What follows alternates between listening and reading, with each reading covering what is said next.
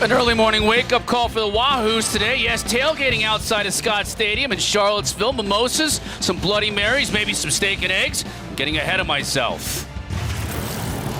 You're watching ACC Network football presented by Subway. Maybe a foot-long Subway sandwich would be in order for that tailgate. Here at Scott Stadium in Charlottesville, a very interesting matchup between the Illinois Illini out of the Big Ten and the Virginia Cavaliers out of the ACC. The Illini taking the field, and the Cavaliers following suit.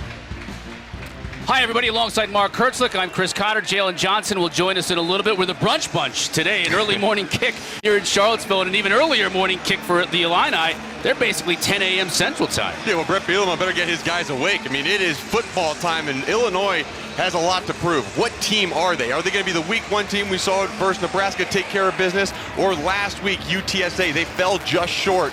This is going to be a big challenge versus a Bronco Mendenhall team that is feeling good, especially at home. They are 18-2 in their last 20 home games, so they love playing at Scott Stadium, and it's shaping up to be a great matchup. You saw the crowd tailgating earlier. They're going to make their way in. It'll probably take them a little bit of time. It's an unusual start. They've never had a start this early in Charlottesville at 11 a.m. local time, and Illinois has never played a game in the Commonwealth of Virginia. So a very different setting for both of these teams, and it'll be interesting to see who comes out and plays well early. Illinois wins the toss. They defer to the second half. Virginia will receive, and James McCourt, who's a heck of a kicker for the Illini, is going to put toe to leather, and we're underway. Virginia will take the ball first here at home, and for more on their quarterback, let's send it down to Jalen Johnson on the field. Yesterday when we talked to Coach Mendenhall, he could not say enough good about his quarterback, Brennan. He said that he's one of the most competitive guys that he has on his roster. He looked around the room and he said, we could go and do a pickup game for anything. Basketball, football, soccer, and he would be the guy that you would pick first. And with a smile on his face, he said, that's the exact kind of guy that I want leading this Virginia football program. Yeah, thanks, Jalen. Second year as a starter. He'll throw on first down. The left-hander finds a strike right at midfield. Picked up by his big tight end, Jelani Woods, and Tariq Barnes made the stop, but not before Woods carries the ball into Illini territory. And Jelani Woods, how about this? Big number 0 right in the middle of your field. We saw his little bit of action he got last week, but the Oklahoma State transfer is a big 6'7" target, and he came to Virginia to make receptions just like that. He wants to prove that he's got the hands to make plays downfield. Fake to Talapapa. Now Armstrong carries it. Gets free on the right side, down to the 30, ridden out of bounds at about the 27. The officials looking closely at that one to see if there was any malfeasance after the whistle. Not so much, but another first down for Virginia. Well, first two plays, you really got to see what Brennan Armstrong was all about. You saw him stand in the pocket, make a great pass over the middle, over the linebacker's head to Jelani Woods, his big tight end, and then you saw what he's capable of doing on the ground. It's funny, he told us he's naturally just wants to run people over, and he's got to slide. He had to learn to slide here at this college level. Ooh, a offensive lineman is now motioning out wide. That's one of the Robert and I specials that we will see lots of different formations. Looking to the end zone. Has a receiver out there. Broken up, though, in the corner. Sidney Brown did a nice job tracking the receiver and breaking it up at the last moment. Yeah, you're going to see a lot of these trick plays, a lot of these wild formations. A really good job on the back end. Sidney Brown, little contact, but got his arm in there. The ball bouncing around there before it hit the ground. Somebody may have been able to pick it up. Falls, though. It'll be second down and 10 for the Wahoos. Now we get a whistle and a flag. It looks like we may have a little motion here against Virginia. Offense, number 3. 5-yard penalty, second down. Jeff Cervinsky is our referee today. False start against Virginia. Will move the Wahoos back 5 yards.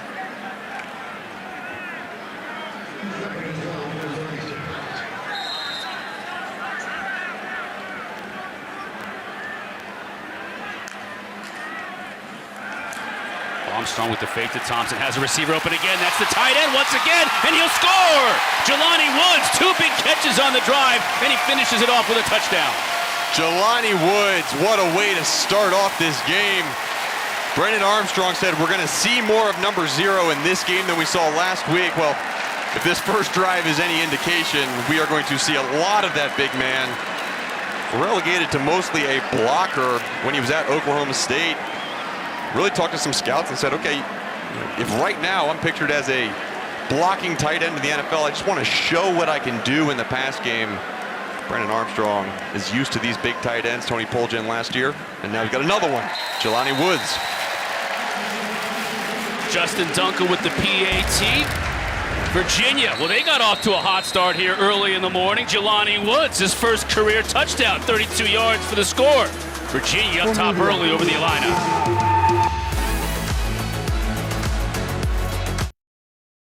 Jelani Woods, the big tight end, transfer out of Oklahoma State. Mark, you said it, he wants to get more involved catching the football, so he comes to a school and a program like Virginia who has a history in Bronco Mendenhall utilizing the tight ends. How about 2 catches for 63 yards and the score to finish off that first drive? Yeah, that'll work. I think Bronco Mendenhall likes his decision to bring in this big tight end in the transfer portal. Big impact in a big game early in the morning, Chris. Dunkel to kick off. Donnie Navarro to receive for Illinois. Lets it go over his head, and the Illini will scrimmage from the 25. All right, let's look at how Jelani Woods got so wide open. I want your eyes on number 30. That's Sidney Brown on Illinois' team. He gets held towards the line of scrimmage because of the run action. And then number 0 on the left side of your screen throws that hand up, signals to his quarterback, I'm open. And when you see a big 6'7" hand pop up in the air, you can't miss it. You can't miss it. And Brennan Armstrong did not miss on that play. So an opportunity now to see Brett Bielema's offense and Art Sikowski.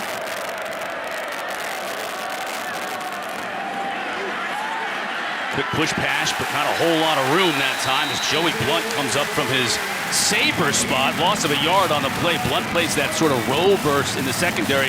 The saber position they call it here. Virginia, and he makes the stop for a loss. Yeah, really big play. And we got to look here at Illinois' quarterback, Art Sikowski. It's only his second career start. The start at the beginning of the season, Brandon Peters got hurt in the first game versus Nebraska, but Art stepped in, and he really has operated this offense well. And Brett Bielema and the offensive coordinator, Tony Peterson, really love him. Sikowski to throw on second down to Brown out of the backfield. Makes one man miss. Nice job after the catch to get close to the first down marker. Give him 11 yards. Nick Jackson tracked him down, but Chase Brown's been banged up, and they're glad to have him back into the fold here with Illinois. Well, there was one word used when they talked about Chase Brown. It was catalyst. If this guy can get our team going, you saw it's a really good play right there, but missing last week and then coming back, this is something that really sparks this offense.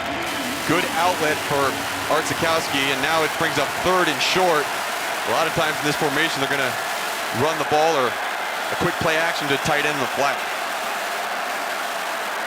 They give to Love, and he won't get there. Virginia's defense, led by Mandy Alonso, catches him in the backfield, forcing the Illini into a 3 and out in a punting situation. Okay. Wow. Big tackle in the backfield. Look at the linebackers coming. Nick Jackson was there first, and then Nick Grant, the free safety, comes up. Really good tackle on the big Reggie Love in the backfield. Put together 2 really good series, an offensive series of Brennan Armstrong in that offense, scoring a touchdown, followed by a 3 and out by UVA's defense. Blake Hayes is a heck of a punter, just lines this one to Kemp. Corrals it at his own 17, trying to get outside, and good punt coverage by the Illini forces him out of the 20. 49-yard punt on a line drive from Blake Hayes. And UVA and Nick Howell, the defensive coordinator, have got to be happy with that last stop. They knew they were going to have to face a Big Ten, ground and pound, run it down your throat offense. A couple good stops in the run game on that first series. And now Armstrong gets to go back to work.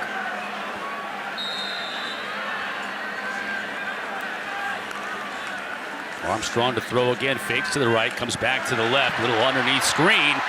And it works well to Kemp. He's going to pick up 11 yards and another first down.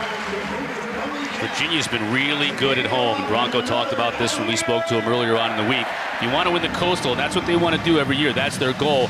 First of all, automatically, you got to take care of business at home. Then go 500, he said, on the road, where they're doing it at home. Yeah, they're doing it at home, and they have been doing it at home. It's the road games. They've had a real tough time the past year and a half on the road. Fake to Thompson. Armstrong to throw again, firing downfield, has a receiver, and they connect. That's Rashawn Henry, who usually catches touchdown passes, but this long completion here has Virginia back in business. Yeah, you talk about Rashawn Henry catching touchdown passes. Before this game, he only had 9 catches and 5 were for touchdowns, and you see his ability to get down the field. There's a lot of one-on-one being played on the outside by the Illini.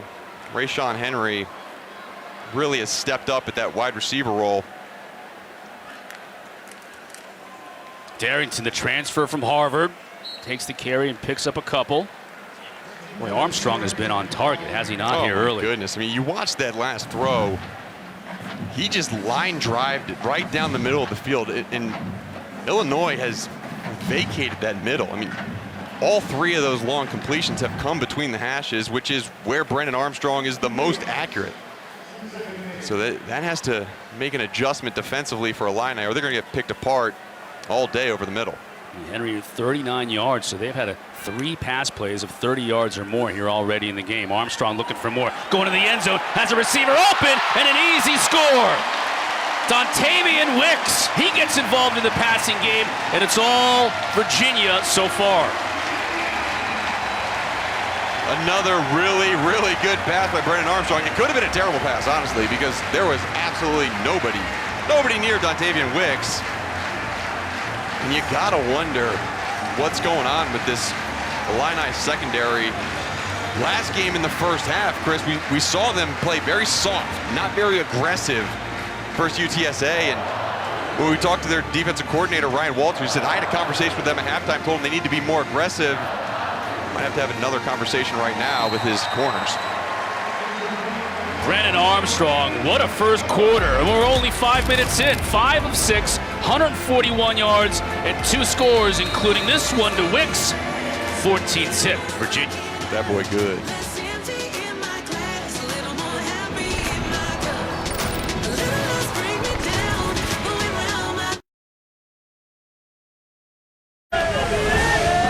ACC Network Football is presented by the Eat Fresh Refresh at Subway. Virginia quarterback Brennan Armstrong breaking the rock. If you're an MVP of a game, or if you're an MVP of the offseason in camp, you get to break the rock and celebrate with your teammates.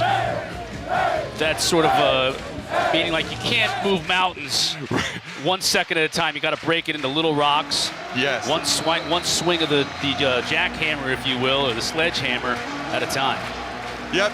Humans can't move mountains. That is for sure. But you break it down a little pieces, we can move a lot of different things. But Brennan Armstrong, how about week 1? Set a school record when yards gained through the air in his first game of the season. I mean, he might match that today. I mean, this is, right now, it is like there's no defense on the field right now for Illinois. 2 scoring drives of 4 plays each for Virginia, highlighted by really 4 explosive passes, long pass plays, and they've only had 2 runs and only 1 by design in those 2 drives. So Armstrong has the hot hand throwing. Why change anything? And for Illinois on the flip side, they had a 3-and-out in their first offensive drive. Now trying to get something going here deep in their own territory. Zitkowski to throw. To his back, out of the backfield. Picks up about 5 yards. Hunter Stewart was there to bring him down. And Chris, we talked at the open about the game time, 11 a.m. Eastern, and which would be 10 a.m. for Illinois. You just wonder right now if that plays at all into them getting going. And maybe a little lethargic. This is a really important drive to at least flip field position. Now they're moving into an unbalanced set. Usually that signals run. Chase Brown had another catch there on first down. Getting some good yardage on first down. Now moving the tight ends around. Brown still behind Zitkowski. Brown will look to find yardage. Tough to come by on the right side. Maybe give him a yard. You know, Illinois, you talk about a fast start. There's Brett Bielema in his first year as the head coach. last week against UTSA, down 14-0, and Bielema talked about it. We need to get off to a better start, so we're not trying to play catch-up the entire game like they did last week, and lo and behold, here, down 14-0 again.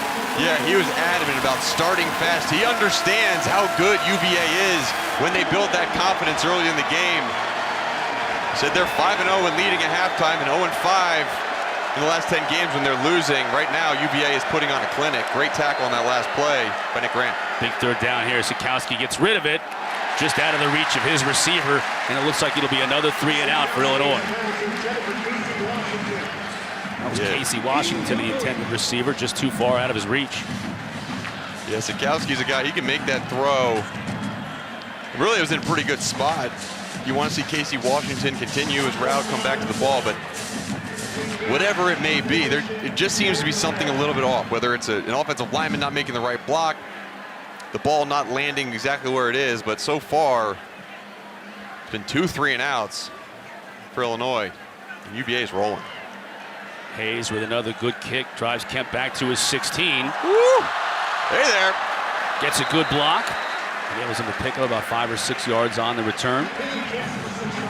Brennan Armstrong's off to a hot start. Oh my gosh, tell me about it. Hot. This guy's on fire. It's almost like he can't miss. And you see the lefty.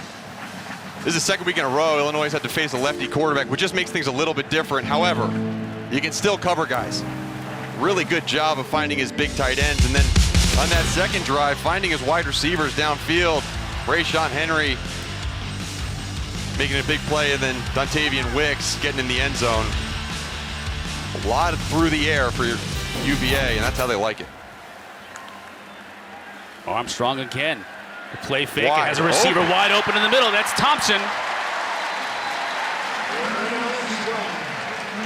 23 yards to the football player, Keaton Thompson, who transferred in from Mississippi State. They don't really have a position for him, like a wide receiver, tight end. He also plays some quarterbacks. So they just call him football player. Yeah, they just call him football player. Timeout. Injured player. We mentioned the open out. Brennan Armstrong will be the first pick on any team, whether it's hopscotch or pickleball. Keaton Thompson might be second pick.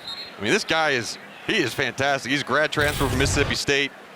Last year came to this team and understood his abilities. Said, I could play wide receiver. I can do whatever you want me to do. Has a great attitude, and coaches said, look, this year has been the real big improvement year for him, is route running. He is a real wide receiver on this team now. Added some weight in the weight room, some muscle weight, so he can take the hits and the pounding and block when he has to. And it's worked for him. Another big opening, this time for a running back, and it's Mike Hollins. Everything Virginia is doing right now, Hurst, they're doing it well. Chris, I got to count how many white jerseys on the field, because I feel like there's 7. 1, 2, nope, there's 11. We gotta get some guys tackling in the right positions, but give credit to this UVA offense. They are so multiple. What Robert and I does, he creates all these formations, all these different personnel groupings, really messes with defenses, and so Illinois just has to settle in, play their base coverage, and tackle the football. Carried along the right side is Ira Armstead, so this is another situation where Armstead, who is listed as a quarterback, he's more of the football player type as well, along with Thompson. Jacob Rodriguez, number 98, you'll see him, the freshman, in that football player role where they'll take a direct snap, they can throw the ball, Armstead can throw it, he can run it. They can play him out wide, and when you talk about different formations. Yeah, and when you say can, they do. Right? You know, some people have the ability, but this offense, they utilize those abilities.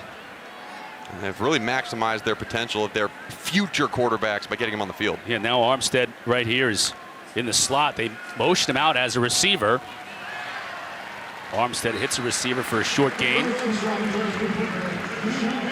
Illinois defensively has gotten into more of a zone package. They felt like the man-to-man wasn't working, which it wasn't.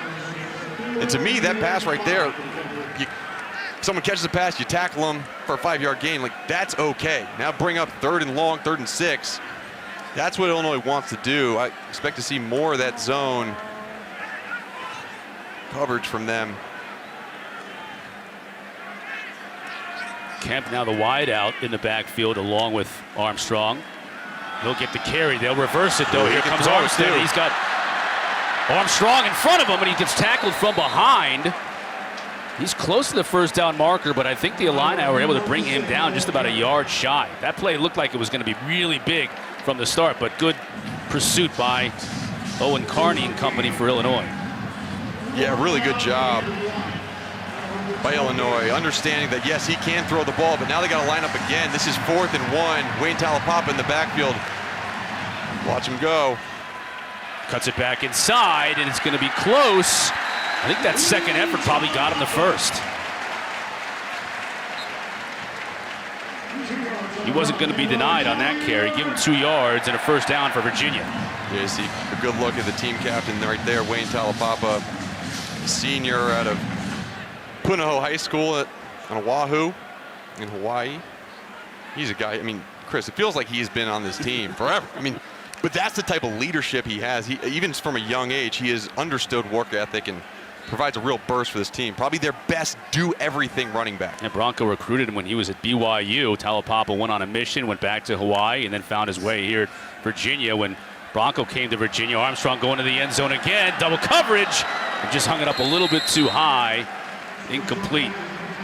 Nice job in defending that one by Kirby Joseph and Tony Adams, the best cover corner here for Illinois. Yeah, it was a good job playing the ball in the air. You see number 25 come from all the way across the field. Really good job of making a play on the football. But you see how long it took for that route to develop and how much time Brennan Armstrong had in the pocket. The offensive line is shutting down any pass rush Illinois has. 2nd down and 10. Armstead now in motion in the backfield. A fake to Armstead. Give it to Hollins. He's wrapped up after a gain of 2. That looked almost like wing T-esque in the backfield. I asked Brennan Armstrong, I said, you do some things at this quarterback position that no one's asked to do. I mean, he took a shotgun snap, he reversed out underneath, handed it off to his running back.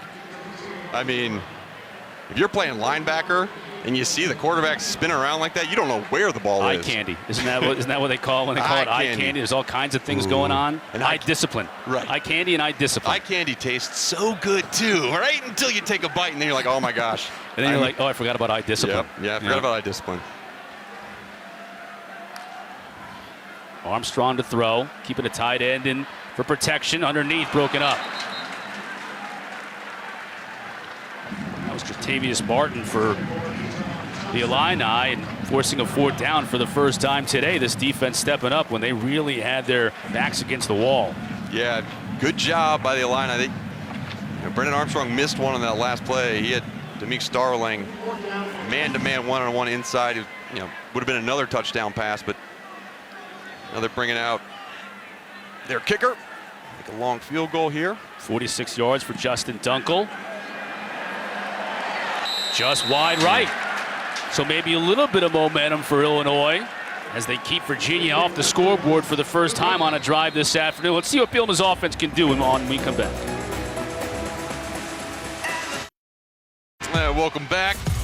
Illinois has the football, but let's talk about some storylines from last week in football. North Carolina, big loss last week to Virginia Tech, and Virginia Tech's defense was phenomenal. UNC lost so much production from last year. They really showed that they need guys to develop. And then Florida State, they played so well versus Notre Dame. They came up short, but watch that Florida State defense. They were getting to the quarterback. They're going to be a team to watch, much improved, as is this Virginia Cavalier squad. Really laying a licking on the Illini so far. Art Sitkowski taking the Illini back onto the field here. They need more than a 3-and-out in this drive, as you can see some of the games today. And Syracuse, some of these teams like Pitt, Syracuse, you don't really know what you got in week 1 because they took care of competition that wasn't up to snuff. Now things get a little tougher. Yeah, same thing with NC State. They posted a shutout. However, the ACC lost pretty much every non-conference Power 5 game last week. They have an opportunity to make good on some of those and give the ACC some clout back. Sitkowski on play action, has a receiver out in the flat.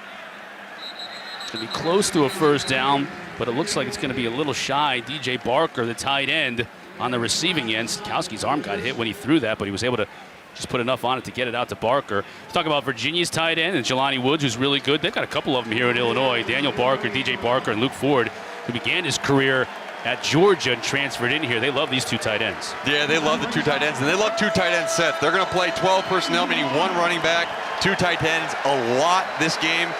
Right now they got the two tight ends to the right side of the formation, and they got the big Josh McCray, true freshman running back in the game. Leaps over the line of scrimmage and almost broke it. Now that's a young man who's 6'1", 240 pounds, listed. A true freshman out of Enterprise, Alabama, who showed himself a little, twinkle toes here at the line of scrimmage. Look at this, right over top. Good job blocking up front by the offensive line, but we talked to Brett Bielema about his true freshman running back. And this is a guy who's being recruited by the SEC as an inside linebacker. His high school coach also coached Melvin Gordon, who was recruited by Brett Bielema, and basically texted Bielema and said, I got a guy for you. And he said he can be a Big Ten running back. Bielema watched 10 seconds of film, called him back and said, you're right, tell him he's a Big Ten running back. Sitkowski now after a first down near midfield. And a nice job defensively. Chase Brown on the receiving end, and Virginia got good pursuit. Antonio Clary was there along with Lucy Milani just to slow things down and allow their teammates to make the stop. I've been impressed with UVA and their open field tackling so far this game. Bielema thought that he might be able to get some production, getting the ball on the edges. So far in this game, UVA has been pretty stout. Second down and 12. Sitkowski flanked by Chase Brown. Virginia showing a little bit of pressure, maybe by Noah Taylor, number 7 here near side. He comes off the edge, then pressure up the middle too, and Sitkowski's able to unload it, but it's incomplete as Anthony Johnson. Elliott Brown is there to put the pressure on the quarterback, and Johnson broke up the pass. Yeah, good job by Johnson breaking down on the ball. And UVA did a great job of holding their blitz till the final moment. Noah Taylor was almost a decoy, and now these Wahoo fans are on their feet. Happy to be back in Scott Stadium. Getting loud. Yep, those mimosas, those Bloody Marys we saw when they were tailgating earlier, kicking in here late first quarter. Third down and 12. Here comes pressure. Virginia brings it, picked up initially. Sitkowski, though, misfires. Looking for Navarro on the outside. They'll bring up fourth down. Sitkowski had him too. Had him on the comeback route. I don't think it would have gotten enough for a first down regardless. But Illinois offensive line, good job protecting their quarterback, allowing him to make the throw just off target. Okay. Blake Hayes, Big Ten punter of the year. An absolute weapon. Averaging 50 yards a punt already today. He just makes it look easy. This one high and angling out of bounds. Good for the net, if not for the punting average. Virginia will take over from their own, as the official walks up, from their own 29-yard line. Time for our marathon drive recap, and it's the scoring drives for Virginia right out of the gate, Mark. Brennan Armstrong was on target. Big chunk plays to his tight end and receivers. In the blink of an eye, they were up 14-0 before most people woke up today. Yeah, work in the middle of the field. Understanding the soft spot in this man-to-man coverage that Illinois was playing so good between the numbers. Outside the right hash, he's been a little bit sparse in terms of his accuracy, but inside the hashes, he is on fire. And he's got a receiver streaking down the left side. Contact before, and the officials call it incomplete, but no flag coming down. Now one official says a catch. The official on the far side, now they get together and say incomplete. Yeah, Tariq Barnes, the linebacker. The fans are calling for that pass interference. What, did Armstrong have all day to throw this, or what? He absolutely did. This is absolutely pass interference. That's a defender. As a linebacker trying to cover a running back on that wheel route, you're in good position, but you don't put that hand up until you see the receiver's hands go up. Got there a little early, but got away with one. Armstrong to throw again. Now just throws it into the ground as that play did not develop the way he had hoped. Just took his medicine to play for another down. An impressive stop right here. Third down and long. It's what Illinois wants to force Virginia to do offensively. Obviously, it's not over till it's over, but this is where Illinois wants to pressure. It's their nature to get after the quarterback in this situation. And Ryan Walters, let's see if he does dial up some pressure. Watch number 35, Jake Hansen, super senior in the middle of the field. Armstrong now tries to go deep again. He misfired on his last 5 throws. That one incomplete, and the Illinois defense looks like they're going to be able to get off the field, which is something they had a real problem doing here in the first couple of weeks, especially last week in the loss to UTSA. Yeah, good job by Illinois. And right now, even though the stat sheet is so dominated by Virginia, those last 2 stops, the missed field goal and then this 3 and out, are really good for Illinois. They're right in this game, 14-point game. 1 touchdown would go a long way. Flag down. Flag prior to Jacob Finn's punt. False start. Kicking team. False start against Virginia on special teams. That just doesn't that just kill you as a coach? Giving up 5 yards on a punt. It does, especially from where you are. You know, in this situation, all yardage counts. If you're on the other side of the 50, whatever, but you're not trying to fire off the ball and get 1 yard, to pick up a first down. So it comes down to focus, and got a lot of starters on this punt team. Maybe a little winded. Jacob Finn's the transfer out of Florida. I like what he's done. Now a low punt. Let's see if he can get a bounce. He does. And it favors the Cavaliers down to the 28-yard line, and that's where Art Sikowski and company will take over with 28 seconds left to go here in the first quarter. Coming up next, Rutgers and Syracuse from the Carrier Dome, followed then by number 6 Clemson hosting South Carolina State in Death Valley. Our day is capped off with our ACC Network primetime matchup presented by Geico. Jacksonville State squares off against Florida State. Kenzie Milton, will we see more of him, you think?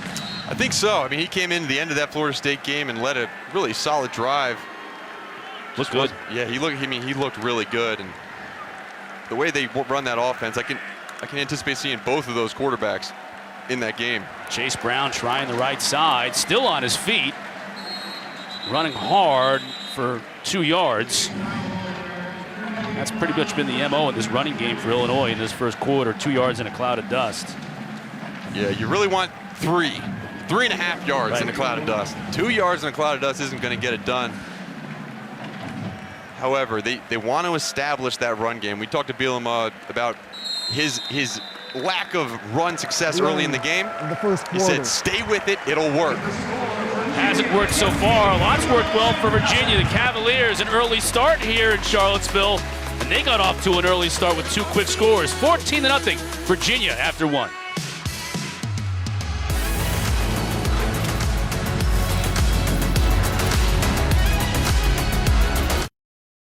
ACC Network football presented by Subway back here in Charlottesville. Virginia with a 14-0 lead over Illinois as we head to the second quarter. Chris Cotter, Mark Hertzlich, Jalen Johnson along with you for the ride here in an early morning kickoff in Charlottesville.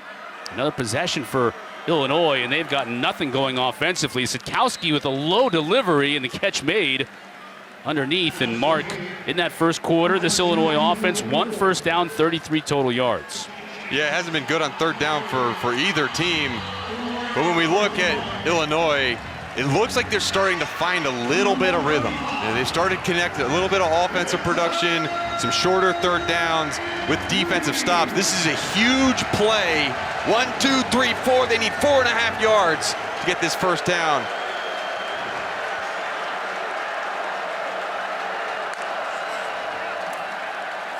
Virginia brings just 4. Sikowski has time, and underneath to Isaiah Williams, and just the second time we've called his name today, and I promise you it won't be the last. If Illinois wants to stay in this game, they'll move the chains. Great protection up front by Illinois' offensive line.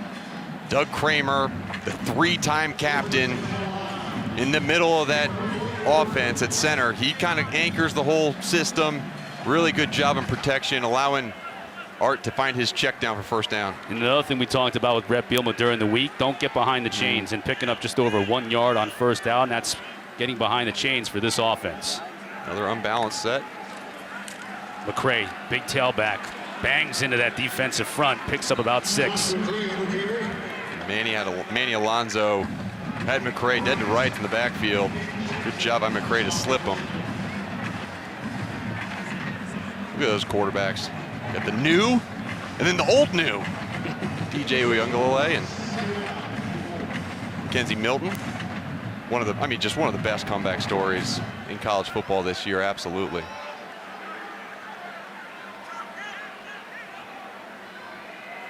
Second down and 4 for Illinois. Give to McCray again. Lowers his shoulder this time. Gang tackled by Virginia. Give him maybe a yard. It'll bring up another big third down from midfield. Last couple plays, Illinois have come out with their 2 tight ends, 1 running back, but they brought all their receivers and their tight ends to one side of the field. They like to overload those formations, a lot of downhill run. This is a third and manageable. They're going under center now. Be alert for the play action. A tight end sneaking out in the flat. Sikowski has to get rid of it, and does. Chase Brown, a lot of room to run. 35. Nice open field tackle that time. Otherwise, he might have been gone. Ventrell Cypress, the second, was able to come up and make the stop. It's a big play for Illinois. Yeah, huge play for Illinois, and a roll to boot. That's what they call it. There's really a fake handoff to nobody, and then you roll out, and it's very difficult for those inside linebackers to track the running back when the quarterback goes opposite the running back, finds him out in the flat. Really good play, good design, understanding the weak point of that cover 3 coverage that Virginia was in. Gut check drive for Illinois, converting a couple of third downs. We give to Brown. Not a whole lot of running room there. Give him a yard on first down, and once again, it's second down and 9 for Illinois. Yeah, second down and 9.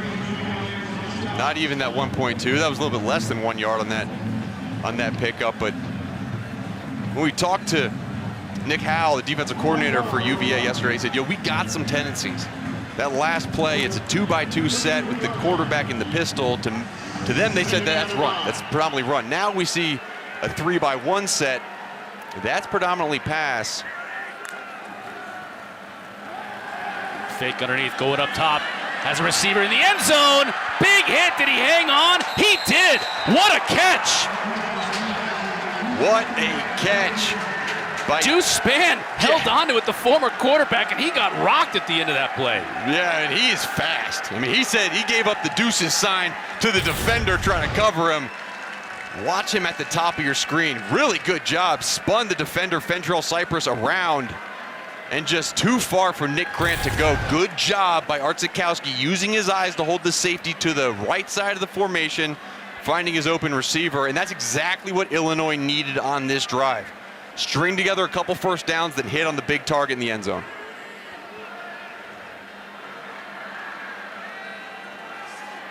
James McCourt with the PAT, and Deuce Spann, the former quarterback, converted to wideout during camp, has 3 catches on the year. 2 of them have gone for long touchdowns, including this one. An art dart from Art Sikowski. The Illini back in this thing.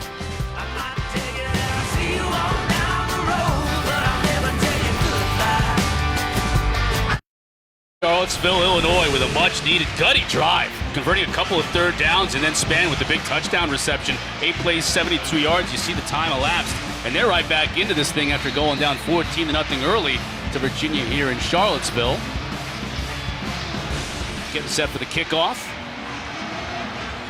An absolutely perfect day for really anything here in Charlottesville, but why would you want to be anywhere else but here in Scott Stadium, which is where we are and where the commissioner is. Jim Phillips joins us right now. We thought we would dress up the shop by going on cam and having Commissioner Phillips here with us. Welcome inside the booth. Good to see you. Good to see you, Chris and Mark. Well, let's talk about the Alliance, because this is something that is a little bit, I don't want to say sketchy, but a lot of people don't know that much about the details of it. So flesh it out for us, if you will, especially given the fact that we have a Big Ten team here in town today. Absolutely. First, let me just say, we still pray for all those victims and families on September 11th, the 20th anniversary. But the Alliance is something that is really, I think, going to take some incredible shape as we move forward. When you talk about the unsteadiness that we have right now in college athletics, it's a chance to partner 41 schools. 32 of those are top 100 research institutions. 27 AAU schools. So there's great stability when you have partners. The three things that I think you're going to see spin off of it is, one is a chance to collaborate, student-athlete welfare, student-athlete experience, best practices. The second piece is legislation, an opportunity to really have influence about the future of college athletics. And the third is scheduling, right? A chance to go from East Coast to West, from North to South, and really create some terrific new competition inventory games. Are you thinking 1-2 games a year? Because you've got obviously your conference schedule, then you've got to work in the FCS game here and there. How many games can we talk and think about? Maybe if Virginia's your team, how many games against Big Ten and Pac-12 opponents can we expect? As you stated, scheduling is done 5, 6, 7 years out, and it just depends on what institution. But I think the goal would be down the road to have a regular consistency of 2 non-conference games against the other 2 within the alliance. That will take some time, and it'll be one contractual opportunity at a time, one season at a time, but we'll be able to do some basketball things and then work our way through Olympic sports. Yeah, we just, when you look at the state of the ACC right now, how much growth opportunity do you see for what it is right now? Obviously, basketball very dominant. Football is getting back to where it wants to be. How much growth do you see an upside for the ACC?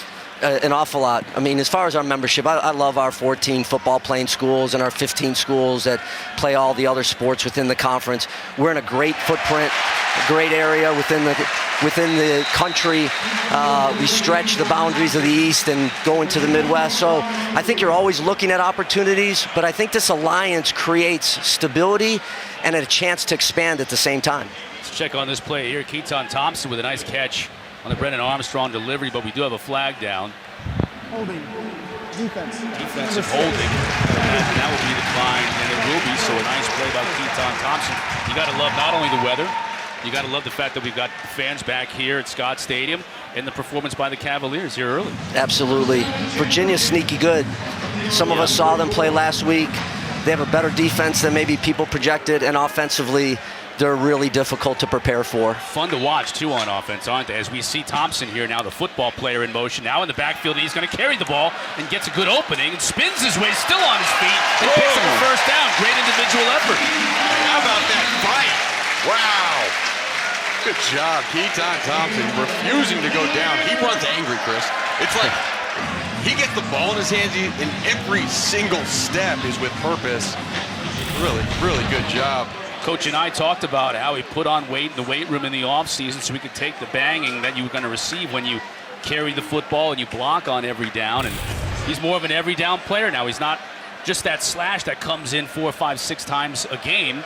You see him in all the time. And here's Armstead again, another quarterback slash player in motion, but the handoff and a lot of room. Inside the 15, down to the 14 goes Devin Darrington, the grad transfer from Harvard. We talked about eye candy earlier, Chris.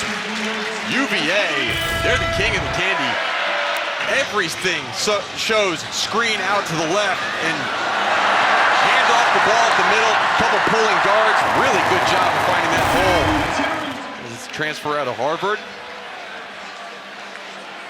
He's got brains and brawny and speed. I was going to ask Commissioner Phillips, you don't really usually get a lot of Harvard graduates to a lot of schools around the country that want to come to your school. That's something that you can certainly put a feather in your cap for. Thompson in motion. Armstrong to throw, going to the end zone. Has Wicks again, this time right in the pylon. Just a little too far, and good coverage from Witherspoon. Yeah, good coverage from Witherspoon. Witherspoon had a very similar play versus UTSA last week in that fourth quarter. Again, it feels like Illinois has settled down a little bit defensively.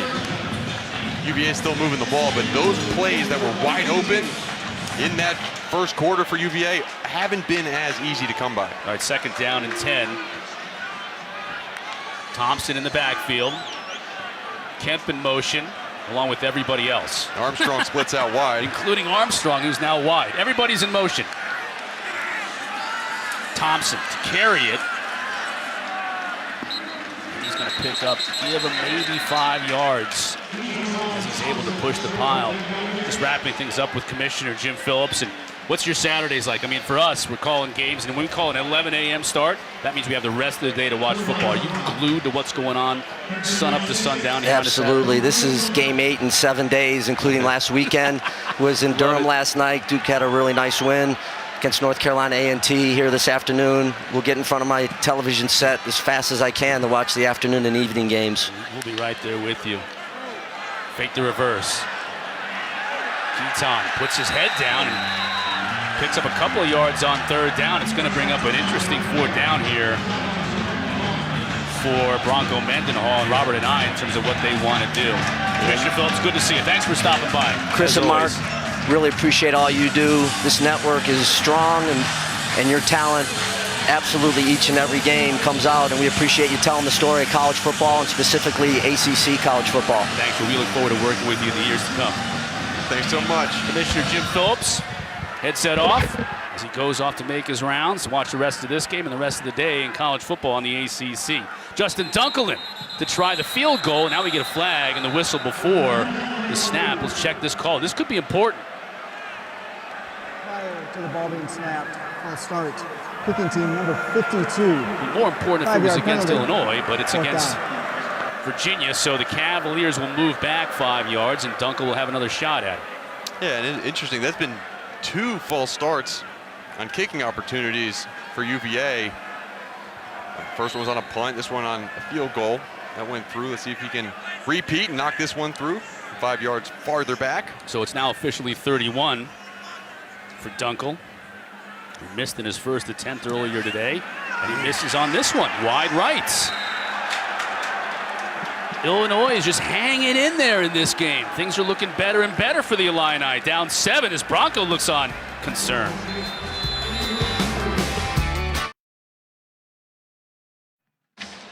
Little momentum for Brett Bielema and the Illini. Down 14-0 right off the jump in this game. They're able to battle back, put together a nice touchdown drive the last time they had the ball. And they kept Virginia off the scoreboard in that last drive. Jalen Johnson has a little bit more on this Illini team playing with inspiration today. Yes, this Illini team is still dealing with the loss of one of its guys, Bobby Roundtree, who passed away in July of this year. He was paralyzed back in 2019 when he jumped off of a boat in the waters near Florida.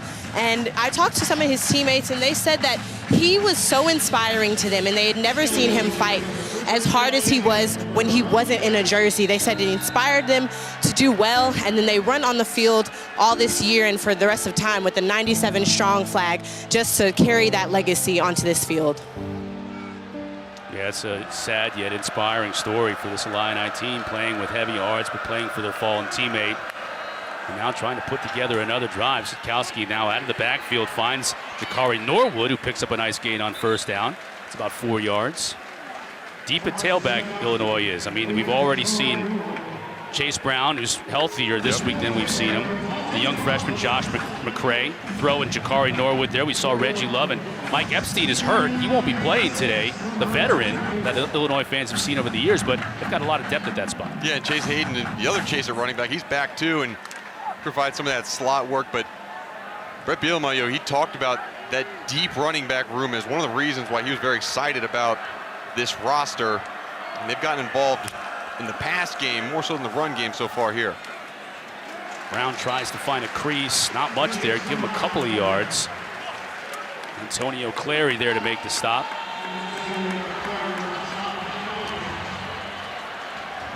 So a little bit of momentum for Illinois that can go by the wayside if they go 3 and out here and have to give the ball right back to Virginia with 5 minutes left to go in this half. Yeah, this Virginia defense has played relatively soft on 3rd down, only rushed 3 or 4 every single time. Started off the game 0 for 3 on 3rd down, Illinois did. They've converted their last 3. See if UVA brings pressure. Come with just 3. So Sikowski has time but can't find any open receivers. Will try to get it on his own. Stuck his head in there but came up just a little bit shy. Jackson and Alonzo there to make the stop for Virginia. And yeah, he's going to be a yard short. Yeah, he's going to be a yard short. Good job by UVA's defense, understanding the line to gain right at that 30. See, Nick Jackson didn't attack. He kind of waited for him to make sure they made the tackle right before the line to gain. UVA's had problems on special teams with some penalties when they've been kicking. Got to make sure they don't jump off sides and give Illinois a free first down. And this is when you have a weapon like Blake Hayes at punter, and he's so valuable. 4 minutes left to go in the half. We want to be able to pin Virginia deep. We do have a flag on the play as Kemp makes the fair catch at his own 32. Let's check on the marker. It looks like false start on Illinois. UVA will probably make them re-kick that ball just to give a return opportunity. Illegal formation, kicking team. 5 men in the backfield. That 5-yard penalty will be added to the end of the kick. First down and 10, Virginia. Full media timeout. Illegal formation against Illinois. Decided to actually tack it on the end of the run. It has not been as great a day for punter Blake Hayes, but nonetheless, UVA coming out trying to put points on the board. Virginia opting to take the ball and decline the penalty. So, well, actually the 5 yards was administered after the return, so they're 5 yards to the good here. With just under 4 minutes left to go in this first half, Brennan Armstrong, who started the game on fire and has cooled down a bit, will try and do something with his legs, and patient running gets him a good 6 yards on first down. Yeah, Bronco Mendenhall has got to be talking to his special teams. Tell me, we have to capitalize on these drives. We get down inside the red zone. We got to stop giving up penalties, making long kicks for our field goal kicker. That's 6 points. That could be a 20-7 game, but right now, this game is tight. One play, tides are turned. Kemp on the push pass. He is electric with the ball in his hands, and he picks up a first down. And just like that, they're in Illinois territory. And what a push up front by this Virginia offensive line. Look at the right side of the offensive line. 72, 69, 55, 85. All these guys are 10, 20 yards downfield. No wonder there's room to run for Billy Kemp on that sweep. And this is an offensive line that is filled with seniors. You talk about 20, 30 starts for about 3 or 4 of these guys up front. Very experienced. Rolling the pocket, Armstrong downfield, Kemp on the comeback pattern. Easy pitch and catch right on the sideline, and another first down. Plenty of time, too, just under 3 minutes in this first half, and Virginia's on the move. Billy Kemp just ran a fantastic route. He's on the Biletnikoff watch list, nation's best receiver. A little bit undersized, 5'9", 175, but he runs routes so well that you see him lined up outside. He can line up inside. He's taking the jet sweep. I mean, he's such a dynamic player that's developed for this UVA team. To see him with double-digit catches in a game is not something that's out of the ordinary. He gets so involved. Now Armstrong to the tight end. There he is again, slips a tackle. Jelani Woods with a first down. You said it during the break. Why don't we get number 0 more involved if you're Virginia? And on this drive, sure enough, there he is. Yeah, and he's being covered by Derek Smith, the strong safety, who's 6'2", 220 pounds, and he looks small compared to Jelani Woods. I mean, that's a big safety, but Jelani Woods, I mean, he's next level in terms of size, and you saw the strong hands catching traffic and turned upfield.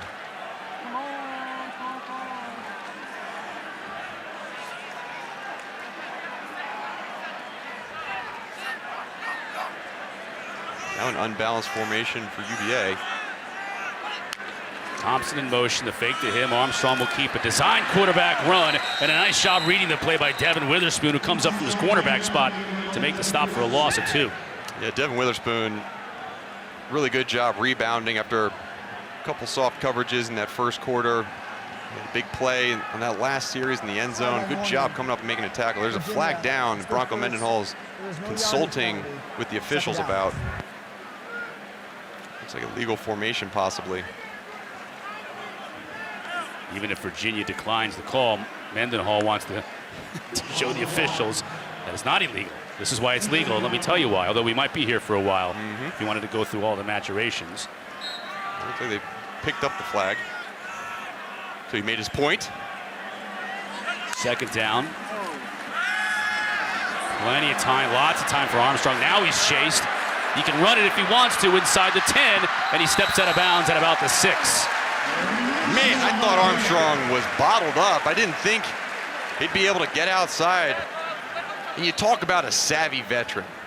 I mean, a guy who understands how to use the pump fake, just having his right hand off the football, slows down a defense just enough for him to reach that edge. That was a huge play. Now it's 3rd and 4, and we've seen 2 missed field goals with Billy Kemp in the backfield. Look to get 5 wide receivers out. Try to pick up this first down. Thompson in motion. Now he's under center. Now he stays in motion. They can get a first down at the 2, going for the touchdown, and they get it. Wicks, his 2nd touchdown reception of the day. Wahoo's back in business.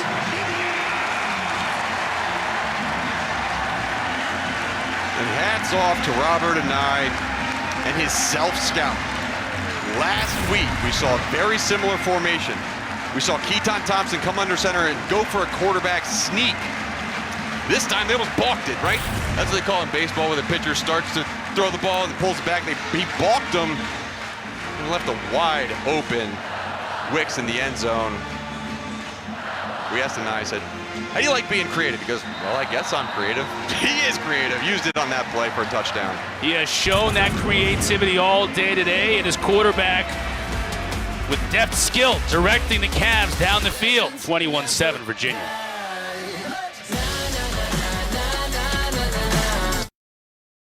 ACC Network College Football, presented by Subway, is brought to you by Peloton. Brennan Armstrong had a good week last week to start this 2021 campaign. Threw for 339 yards, 2 touchdowns, 0 picks in the first half here today. 3 touchdowns, 251 yards for the Virginia signal caller, and we still have a half of football left to play. Dunkel to the back of the end zone. And Illinois will take over with 1:17 left to go in the first half. Jordan Cornette back in studio. What's coming up at the half? Thanks, Cotter. Coming up on the Auto Owners Insurance Halftime Report, Redemption Week underway in the ACC. We update you on Pitt, Tennessee, and what's going on in that one, and also what the Pack need to do if they want to stay perfect down in Stark Vegas. Back to the most physically imposing booth in all of college football. That's you know right. it, JC. I got to give love to the guys back there, too. Coach Richt and Eric McLean, E.J. Manuel. I failed to mention McLean last week, and he got upset. And if there's one thing you don't ever want to do, it's upset Eric McLean. No. He's also such a nice guy. It's No like, question. You just feel guilty. You feel guilty and you might feel pain. Right, that's Yeah. true. Pain later, guilty now. Called a great game last night, the Duke game. Sikowski trying to get something done here in the final minute. Complete out to the outside. That's Navarro. Makes the catch. The 2-minute drives last week were where Sikowski really settled in. He found his rhythm, went into halftime, and came out of halftime with some more confidence. And then towards the end of the game, they started getting their explosive wide receiver, number 1, Isaiah Williams, involved in the game. See if he makes a difference on this 2-minute drive. Clock winding down. Now 49 seconds and stopped. Game clock operator, please reset the game clock to 51 seconds. And we'll start on my signal. Putting 2 more seconds on the clock. 51 seconds. 51. I'm reading Jeff Servinsky's lips, our referee. Thank you. Coach Bielema wants an explanation. And look at number 1. He's in the slot towards the top of the screen. It's Isaiah Williams. All 3 timeouts on the board for the Illini. Quick pass to Navarro again. Picks up about 5, and now I imagine that Illinois is going to have to use one of those timeouts, and they do. They're first. 30 seconds. They have a heck of a kicker in James McCourt, too. He has 6 50-yard field goals in his career, including 2 already this season, so he can bomb it. Yeah, that's not bad. They have 2 kickers that are really, really good. Obviously, you mentioned McCourt, and then Blake Hayes, dominant punter. Right, here's our Sunday best for tomorrow. We'll feature the field hockey match between number 24, James Madison, number 14, Wake Forest at noon, followed by the Sunshine State women's soccer match between USF and Miami, right here on the ACC Network and on the ESPN app, of course. So 2 timeouts on the board for Illinois, trailing by 14 here with 41 seconds left in the first half. There you see James McCourt, young man from Ireland. Throws a award candidate, Sikowski. He's got all kinds of time. Now the pocket collapses on him and he's sacked. Hunter Stewart brought him down. Really good effort by Hunter Stewart, the Mike linebacker for this team. Filling in for Zane Zandier, who left. You see on the bottom of the screen, good job using his hands against the offensive tackle. Number 13 just slides right underneath. Tries to get the ball out, but big sack brings up a 3rd and long. A line to gain is the 36-yard line on the other side of the 50. That would set up a 53-yard field goal for James McCourt, which he banged through versus UTSA last week. Got to convert here on 3rd down first. 3rd and 6. Pressure up the middle. Noah Taylor's going to bring him down. Now, if you're Virginia, do you call timeout here? I think you do.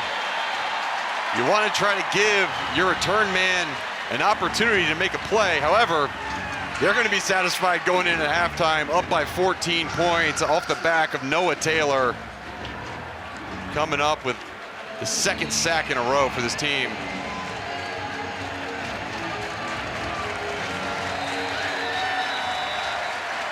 Brett Bielema and the Illini on the road. Early start for them, and it didn't start very well. Down 14-0 early. The Illini fought back to make a game of it, but that last scoring drive by the Cavaliers and then a defensive stop near midfield keeps the Illini at 7 points at the half. So a successful first half for Bronco Mendenhall, and Virginia up 21-7 here at the break. And Brennan Armstrong, what can you say about the first half he's had? Well, that boy is good at football. I mean, he has been accurate. He's been great in terms of decision-making, when to pull the ball down to run, when to throw it into tight coverage. Talked to coach, said, look, this guy feels like he can make all the throws. He can do anything. We've seen him do that in this first half of the game. 14 of 21 for 251 yards and 3 touchdowns. 0 picks, throwing 31 yards on the ground, too. What a half. Let's send it down to Jalen Johnson with the head coach. Coach, we've seen so many different formations from you all on offense. What do you think those different formations are having on the defense of Illinois? Well, we hope it's putting them on their heels and make them adjustment conscious, which has led to some big plays. That's the intent. So you've had a couple miss on your special teams. What do you say to your guys and your kicker in the locker room to make sure their heads are on straight for second half? He just has to make the next one. We need to convert on 3rd and 4th down offensively. I'd rather have that than the field goal kicker going out there, but when we do that, we've got to make it. Right, thank you, Coach. Thank you, Coach. Jalen got the 4-side sweatshirt on. Those are the fans here in attendance, and they're liking what they see. 21-7 our halftime score. Halftime report after these messages.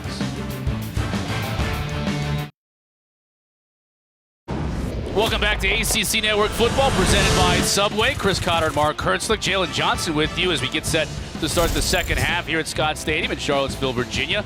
Wahoo's 21-7 lead over Illinois, and Brennan Armstrong really got things going. What does Illinois have to do in the second half to get things back on track? Well, Art Sikowski has been very efficient the way he's thrown the ball. He's been 12 for 15, but only 94 yards. So if Illinois wants to get back in this game, they got to start taking some shots down the field with their wide receivers.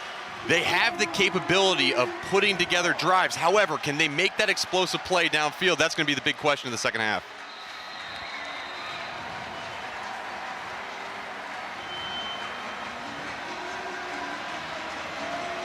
If you're just joining us, great day for football here in Charlottesville. Brennan Armstrong, the Virginia quarterback, 251 yards and 3 touchdowns passing in the first half, staking the Cavaliers to this 2-touchdown lead. Dunkel kicks it off,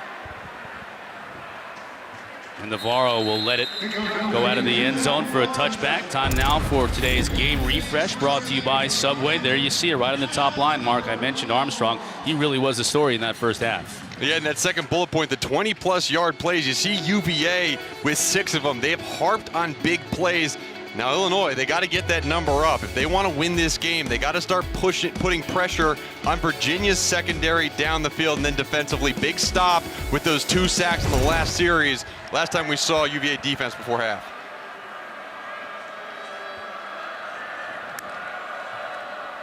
Sidkowski now in the fake to McCray. Nice catch by Williams. Makes one man miss. This is what he does in traffic. Bangs into his own man, but stays on his feet for a first down after a gain of 14 yards. Jalen Johnson had the opportunity to speak with Brett Bielema. I did. I talked to him and I asked him, Coach, did the early start time maybe have a little reason for why you guys started slowly? And I'm paraphrasing. He said, no, we just started badly. And I asked him what he likes from his quarterback, Art, and he said he thinks he started a little erratic in the first half, but he says that once he gets into a rhythm, he'll be A-okay. Nice job on the paraphrase there, Jalen. This early, family show, family hour. Yep. But Bielema with an opportunity here, and we showed in the first half, Mark, the graphic where they did not have any success on first down. Well, that's nice on first down right there to be able to pick up a nice chunk play. And here's another one. Yeah, and they're really good job by the right side of that offensive line. First, they did a good job of getting out on that little swing pass to Isaiah Williams on that first down play, and then on the following first down play, really drove UVA's left side of their defensive line back off the ball. Good pickup on the ground. And Bielema talked about staying ahead of the chains, right? Staying ahead of the downs. This is exactly what he's talking about. 2nd and 2 right now. To me, this is a perfect opportunity for a play-action deep ball shot, because if you miss it, it's 3rd and 2. Very manageable. Norwood with the carry again. Big hole. Takes advantage of a blocker in front of him. Inside the 40, down near the 35. Well, that works too. You can keep it on the ground and pick up a big play. Look at the pulling, guard, and tackle. 79 and 55, leading up on the safety, getting all the way to Joey Blunt. Good job of reading the offensive lineman by Jakari Norwood. Big gain to pick up the first down.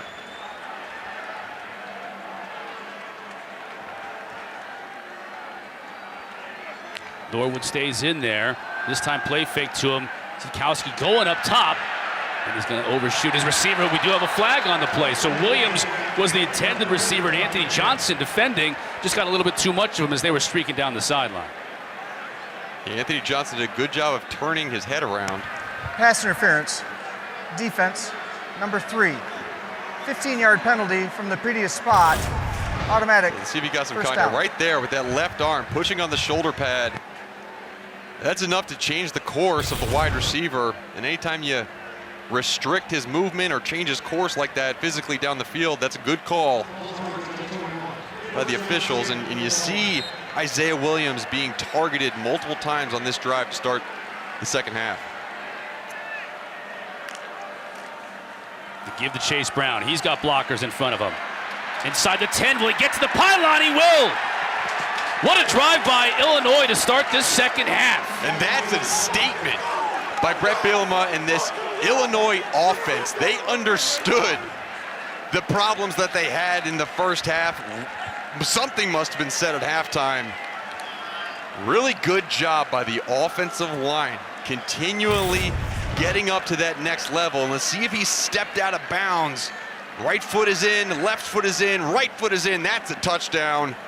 Welcome back, Chase Brown. They are happy to have you on the field. Chase Brown, 3rd team All Big Ten last year.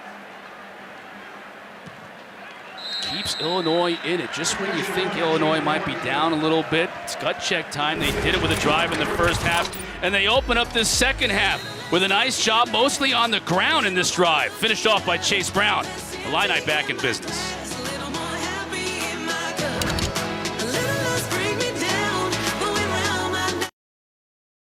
Network today. Don't forget, coming up next, Rutgers, Syracuse in the Carrier Dome. Then we got Clemson at South Carolina State in Death Valley. We're going to cap off our day with our ACC Network primetime matchup presented by Geico. Jacksonville State squaring off against FSU all day on the ACC Network. Took Illinois a minute or 2 minutes and 1 second to score coming out of the halftime locker room. And Chase Brown, 21 yards for the touchdown. Once again, after being down 14, Illinois strikes back. How do they score on this play? Yeah, Chase Brown's going to be one to make the stat sheet, but watch the offensive line. You see number 55, the left guard, and number 75, the right guard, pull around and get up on the linebackers. Really good job. Chase Brown wasn't even touched as he got around the edge. The linebackers, number 7 and 6, need to bump over to their left against that unbalanced formation. Really good job by Illinois, understanding that UVA was late to adjust. The first time they ran that earlier in the series, coming right back to the same play, just going in the opposite direction and capitalizing with 6 points in the end zone. Good job blocking on the outside, too, by the receivers. Talapapa into the teeth of that Illinois defense, gets about 2.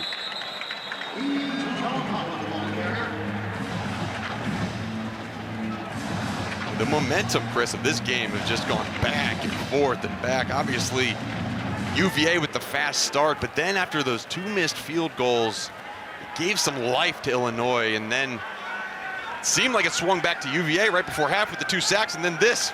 Really, really good job answering the call by Brett Bellama's offense. Armstrong out to Starling. Ball's loose. Out of bounds, though. So a good break by Virginia, for Virginia, as Jake Hansen came over and lowered the boom on to meet Starling. Ooh, Jake Hansen. Ball was full. Really good, rangy bounds. linebacker. Brought back to the spot of the Watch fumble. number 35 coming right at down. the end. He laid a hit on the wide receiver. Really good job of getting the ball out. Talk to the coaches. He's a guy that might not be a starter at the next level, but can absolutely be a 4-core guy on special teams. Free Lots play of here. movement. Yeah, free play. Armstrong's going to try and take advantage of it deep. Just could not connect with Rashawn Henry. Taz Nicholson was there in coverage, but there's that eye candy again, and that got Illinois jumpy on the defensive front. It did.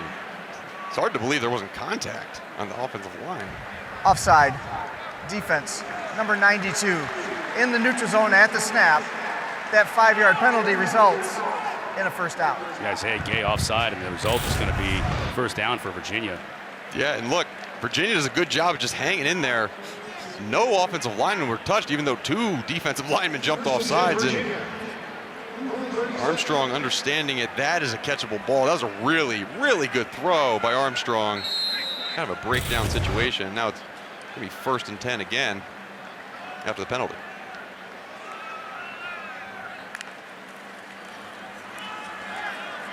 Little razzle-dazzle. Now they're going to throw it to Armstrong, who makes the catch. Cuts back inside, still on his feet down to about the 46. Well, how about that? Robert and I dialing up another trickeration play. Brennan Armstrong can do it all. Watch how many people touch the football. Quarterback, other quarterback, wide receiver, quarterback gets it again. I mean, how do you defend something like that? Great job. Nice pass by Dontavian Wicks, who has 2 touchdown catches in this game, and now a nice pass to convert another first down. Armstrong, more traditionally, over the middle to his tight end. There he is again. That's Woods. Tough to bring down and tough to cover, as we're seeing in the middle. Derek Smith doing his best, but that is a big old wide body out there, 6'7", 265 pounds, and really involved in the passing game today. I don't know if it's even possible to play bigger than that, but he is playing bigger than that. And one thing I've noticed too, his hands have gotten softer as the game has gone along. He has more confidence in himself over the middle. Good job catching traffic. Thompson, he looked to throw. He's gonna throw downfield. Just a little miscommunication that time. Defended well. Tony Adams covering Jelani Woods, and that's, you get a corner on the tight end. That's advantage to Illinois, isn't it? Yeah, and he was double covered as well. To me, that at that point, this play is broken down. But you see the versatility. So many guys can throw the ball on this team. They love recruiting quarterbacks and turning them into other things. You saw that right there. First, Dontavian Wicks, and then Keaton Thompson with the ball thrown. 2nd down and 10.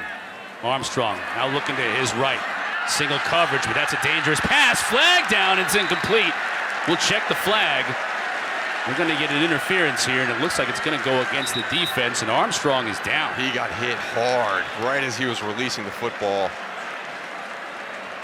They don't call him Thorderback for no reason. Thorderback, referencing Thor, God of Thunder. Seems like he's a tough guy out there on the field. Pass interference. Defense number 6. 15-yard penalty on the previous spot. Automatic first down. T.A. Tony Adams guilty of the infraction here, working on Rashawn Henry. Just that left tug. Yeah, left tug, and Here's the pressure. You see him kind of leaping over and then coming down, kind of grabbing that right knee. Have to keep an eye on that, see if that affects how he releases the ball. That for a left-handed quarterback, that's going to be his front knee. They'll try Talapapa right now in the middle. Maybe a yard for him. As Virginia has a fresh set of downs in the red zone. Chris, what those deep passes have done too, they loosen up the defense up front. UVA is not going to be a team that's going to run the ball 30 times a game. However, if you can have that deep threat down the field like they've shown, got called pass interference on, that's the possibility of opening up some run lanes for Talapapa. Again, Talapapa cuts it back inside, has room, down to the 5. First and goal for the Hoos. And you saw right there, it's exactly what we're talking about. A little bit looser on the defensive front. Created a seam, a vertical seam for Talapapa to get through, and he's such a patient runner and understands leverage of defenders that he's able to bring a defender along with him, cut back, use his blockers. Good job on that first down run.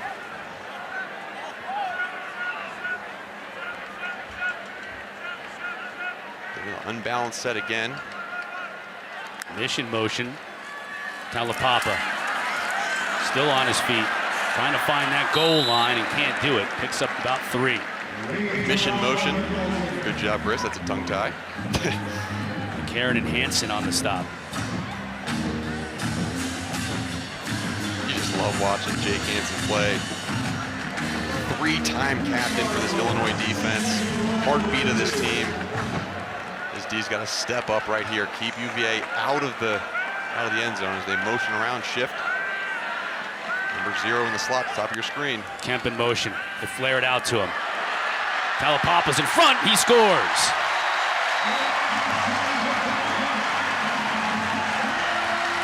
There are so many offensive threats for this UVA offense. Billy Kemp, this time he capitalizes. But getting Jelani Woods out there in the slot, a big guy in the slot, a lead blocker that you also have to cover. He's shown his prowess catching the football. This time he gets out in front and paves the way for Billy Kemp to catch the swing and get in the end zone. Wahoo-wah! Virginia scores again. Rayshon Henry out there blocking on the edge. We've seen it from both teams. Receivers doing their jobs, and Justin Dunkel does his on the PAT. The lead is once again 14 for the Virginia Cavaliers as receiver Billy Kemp scores his first touchdown of the day. Last week, Mike Hollins scored on a touchdown. Ronnie Walker scored on a touchdown. When we come back, we'll show you who he was pointing to here. ESPN and Ronnie Walker on the left, who last week scored a touchdown and waved or pointed to Stephanie Garrett on the right. That was his 8th grade teacher, took him to his first college football game. Let's hear from Ronnie Walker. Out of all the teachers that I had in my life, the one that stood out to me was Miss Garrett. She is very essential because she was my 8th grade teacher that took me to my first college football game here at UVA. When I scored my first touchdown here at UVA, I pointed to her in her section just to acknowledge her and thank her for everything that she done for me. That's a great story as Dunkel kicks off here. And for more on it, let's send it down to Jalen Johnson on the field. The way that Ronnie feels about his teacher, Miss Garrett, is the same way she feels about him. She said that she is so proud of him of the football aspect. The reason that he brought him to that game and was because he was a leader in her classroom. She said he was a kind person, and the reason that today she is so proud of him. She was one of the first people that knew that Ronnie was coming to UVA. He called her, he goes and talks to her classes, and she's just so proud of them, and their relationship is super, super sweet. Yeah, it's cool. There's a great picture right there. Is that Ronnie Walker in 8th grade? Yeah. He was at the game. That's him in 8th grade? Yeah. All the way on the left and the button up. Yeah. Or button down, however you want it button. Sitkowski here on first down, rolling the pocket, being chased. He's just going to have to throw this one away. Hey, Extra Yard for Teachers Week. It's an annual effort led by the College Football Playoff Foundation. It brings college sports together to support and honor great teachers across the country at games and on social media. To learn more about Extra Yard for Teachers, follow CFB Extra Yard. And there's Stephanie Garrett on the right. Eighth grade teacher, that's a great story. I think we all have a teacher at some point in our lives who's been really influential. That's so great that Ronnie Walker was able to acknowledge his teacher. And she's here once again, season ticket holder. She'll be at all these UVA games. Second down and 10 for Illinois, looking to respond again. Now down 14 points in this game, and Williams gets brought down, knifing in from the secondary is Joey Blunt. Joey Blunt missed a lot of last year with injury, but this is a guy who, to me, is the heartbeat of this team. We talked to Brennan Armstrong, and he's gone against this defense a lot during training camp. He said it's just a different squad when number 29's on the field. And these Wahoo fans are getting loud in Scott Stadium. They understand the importance of this third down. See if their defense can get the ball back for Brennan Armstrong and their offense. Showing pressure. Come with 4, now 5 off the edge. Sikowski has a little bit of time, but couldn't hit DJ Barker.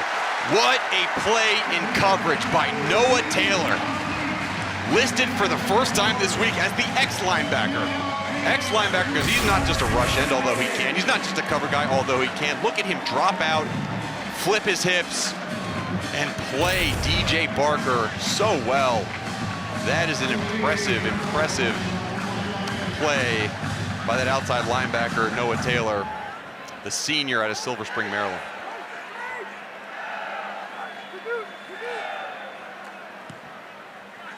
Good kick by Hayes. Kemp with the fair catch at his 26-yard line. Makes the grab after a 47-yard kick from Blake Hayes. The lead is 14, Virginia on top.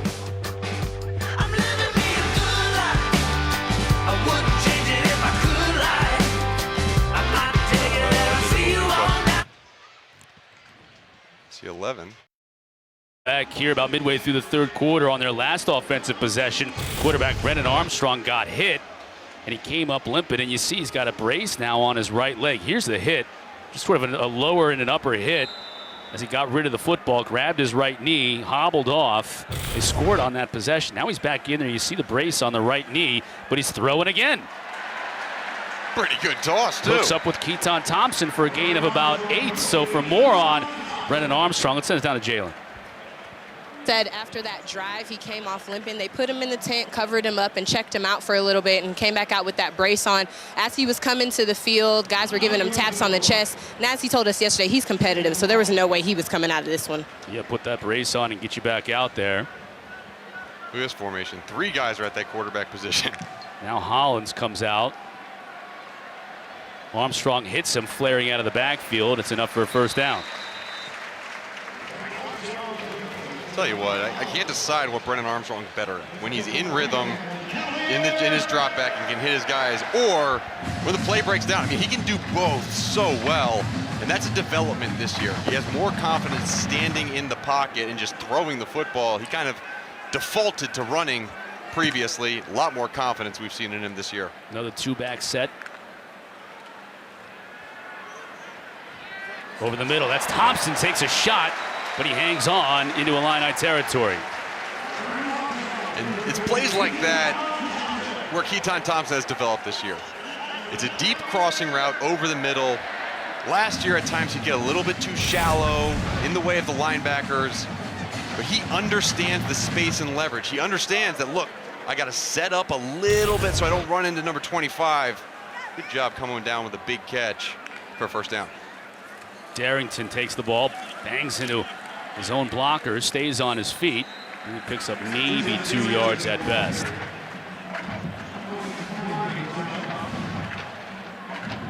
When we talk to this UVA coaching staff and just how they recruit, they want guys who can do multiple things.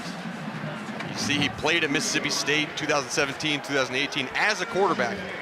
However, he spent a lot of time on the bench watching. And what the coaches said is, look, he got here and he kind of had the body of a backup quarterback. He didn't have that same stamina from playing every down. Now he has it, and it's producing. Hansen chasing Armstead. Maybe a yard, if that. Taz Nicholson eventually brought him down, and Hansen was chasing him. That play didn't have much of a chance. Illinois defensively has done a good job not letting UVA to get to the perimeter in the run game. One perimeter run that's kind of broke was a scramble by Brennan Armstrong, but other than that, they've protected that edge well, and now at a 3rd and 8 with an empty formation, Brennan Armstrong is gonna have to sit and throw off that bad knee. Illinois brings pressure up the middle. Kemp makes the catch. Wow. That came on him in a hurry. Whoa, boy. He almost caught that ball with his face mask. He might have stuck in there. If he didn't have a shield on him, it absolutely would have. I mean, that bad boy hit him right in the face. In the face. Look at this. Bam. It's such a good job. Armstrong, I mean, this is the ease in which he throws this football. The tight release that he has, it's an improvement from just even from last week. He's tightened up the timing in that release. Great job picking up the first. Empty backfield again. Armstrong going to the end zone. Single coverage.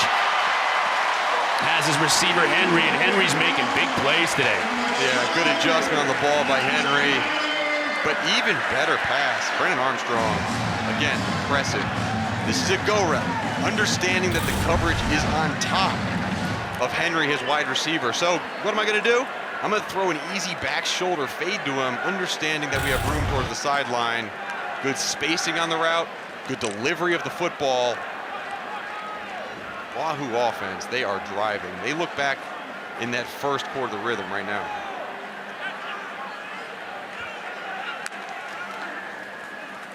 Fake to Talapapa to the end zone. Incomplete. Wicks was going for touchdown number 3 on the day and just couldn't corral it. We gotta get another look at that catch. I mean, Tony Adams on the coverage. Oh, yeah, the ball does come out right when he goes down. Looked like it was tipped. Look at that ball, might have been tipped at the line of scrimmage. Fluttered a little bit in there. Impossible to see from that angle. It's incomplete. Armstrong split out, bottom of your screen. Keaton Thompson taking the snap. Trying to run it in on his own. Bounces off one would-be tackler and scores! Oh my goodness. Wow. It's reversing too. We talk about the quarterback position. They've had a lot of different And Bronco Mendenhall said, if anyone thinks that there's a more important spot on the field than the quarterback position, they're a little bit naive. Well, I would argue that Keaton Thompson in that football player position on the depth chart might be just as important to his squad. Fantastic run on the direct snap and just denying defenders the tackle. Great job getting the end zone. Dunkel's PAT is good. Keaton Thompson 0 for 1 throwing the ball, but doesn't really matter that much. He's got 24 yards rushing. This score give him 68 yards receiving on the day. Right, and that Jake Hansen, I mean, that's an experienced, good linebacker, but you look at the strength. You talked about how he developed his body, put on more muscle. I always get worried when running backs, whatever he is, a football player, run high, but he is so good at understanding when contact occurs, either pushing through it or backing off of it. That was a great play. How do you not run high if you're 6'4"? I mean, he's blessed with that kind of height, so... No, it's hard. And the thing is, he does it well, right? Some guys run high and just expose their whole body. He does run high, however, he is able to, kind of Cam Newton-esque, where when he feels the contact, he's able to brace himself and either bounce off or bounce out. He did there. And I'll tell you what, that right there, that's the fourth side. You talk about the fourth side, there's offense, defense, special teams, and then UVA calls their sideline the fourth side. And I'll tell you what, they are loving it like ba-ba-ba-ba-ba. That sideline's jumping.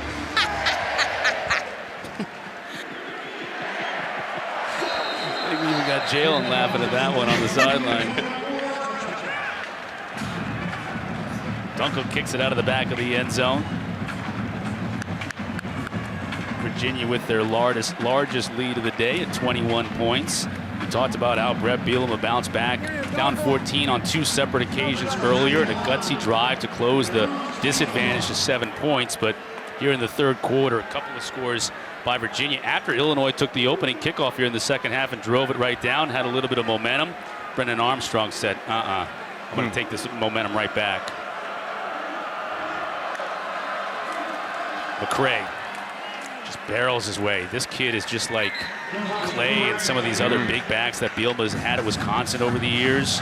Prototypical, give him 6 yards. Time now for our Aflac trivia question. Name the only Pro Football Hall of Fame player coached by Bronco Mendenhall in his career. A lot of years at BYU before coming here to Virginia. An assistant at places like Louisiana Tech. I think Blinn Junior College maybe, or Snow Junior College, I think, out in Utah. It almost feels like Mendenhall's too young of a coach to have someone in the Pro Football Hall of Fame already. That's why I was thinking maybe his assistant days back a few years. Yeah, it must be. This is one that I don't even dare guess at. 3rd and 1. Josh McCray out, the big running back. Chase Brown in the backfield. This is a zone run look. Sikowski's going to keep it. I don't know if he entire got team for Virginia there on the tackle, and it looks like, according to the line judge on our side, coming in to spot the ball, he's going to have it. He had to get to the 35. Yeah. You see the line judge's foot right on that 35-yard line. Our referee, Jeff Cervinsky, says plenty of space. Kramer comes up limping a little bit. That's not good for Illinois. He's their leader on that offensive line, the center. UVA defensively did a good job of getting low, but good second effort by Art Sikowski, understanding the importance of that 3rd down and 1.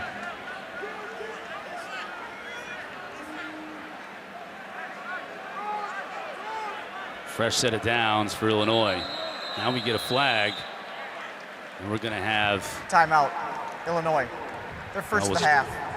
30 seconds. Going to be a delay of game or maybe a substitution infraction. Too many men breaking the huddle, so Art Sikowski says, I can't snap it, got to call timeout. Yeah, it's a heads-up play.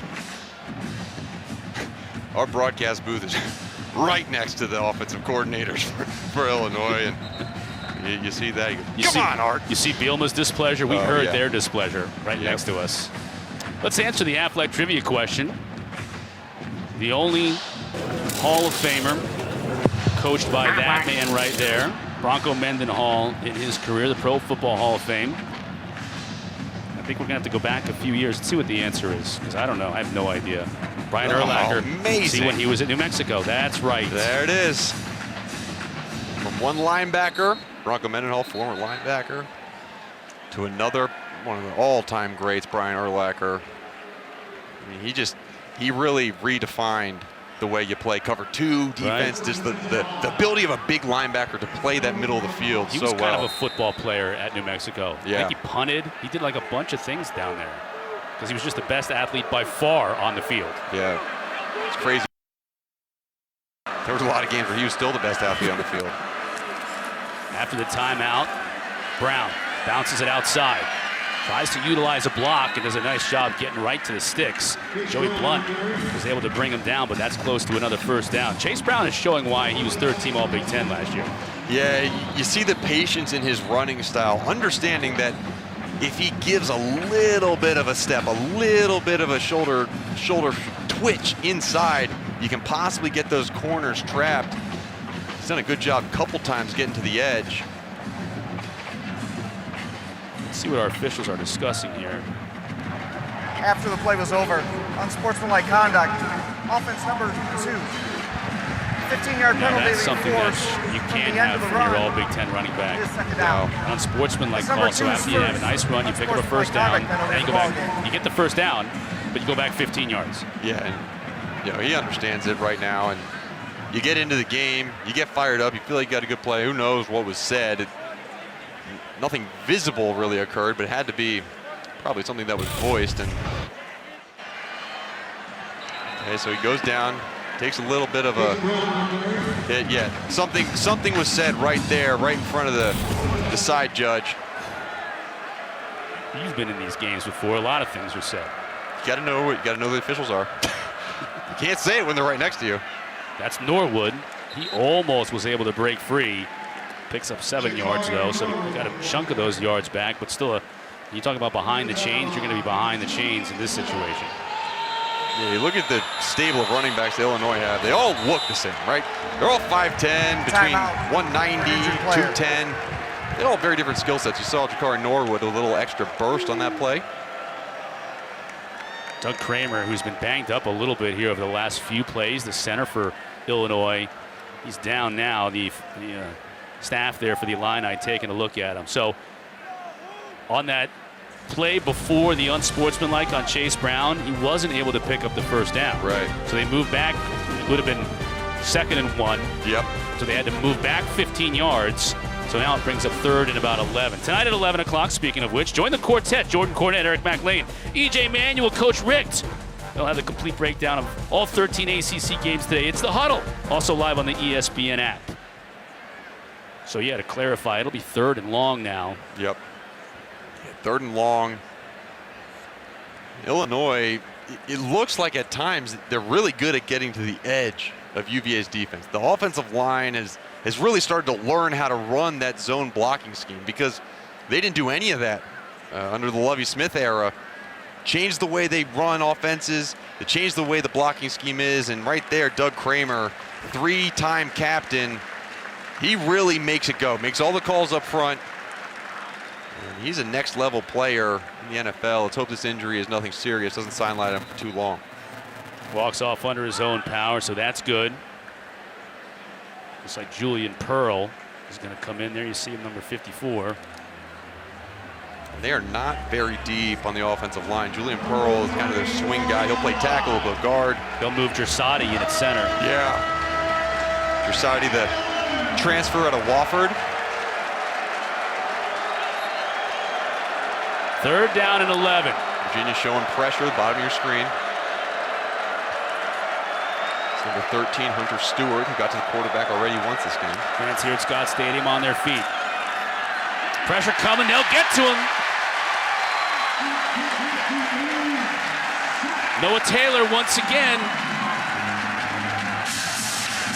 Noah Taylor.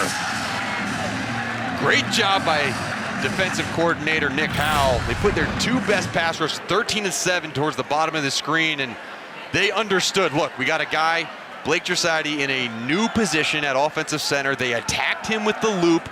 Good job flipping your hips, getting around by Noah Taylor, and came up with a huge sack. And those are the types of things that Virginia just didn't have enough of last season. They had the players to do it, but didn't execute. Great job coming up with a couple sacks this game in key situations. Hayes drives Kemp back inside his 30 where he makes the catch. Angles his way out of bounds. Armstrong coming back in.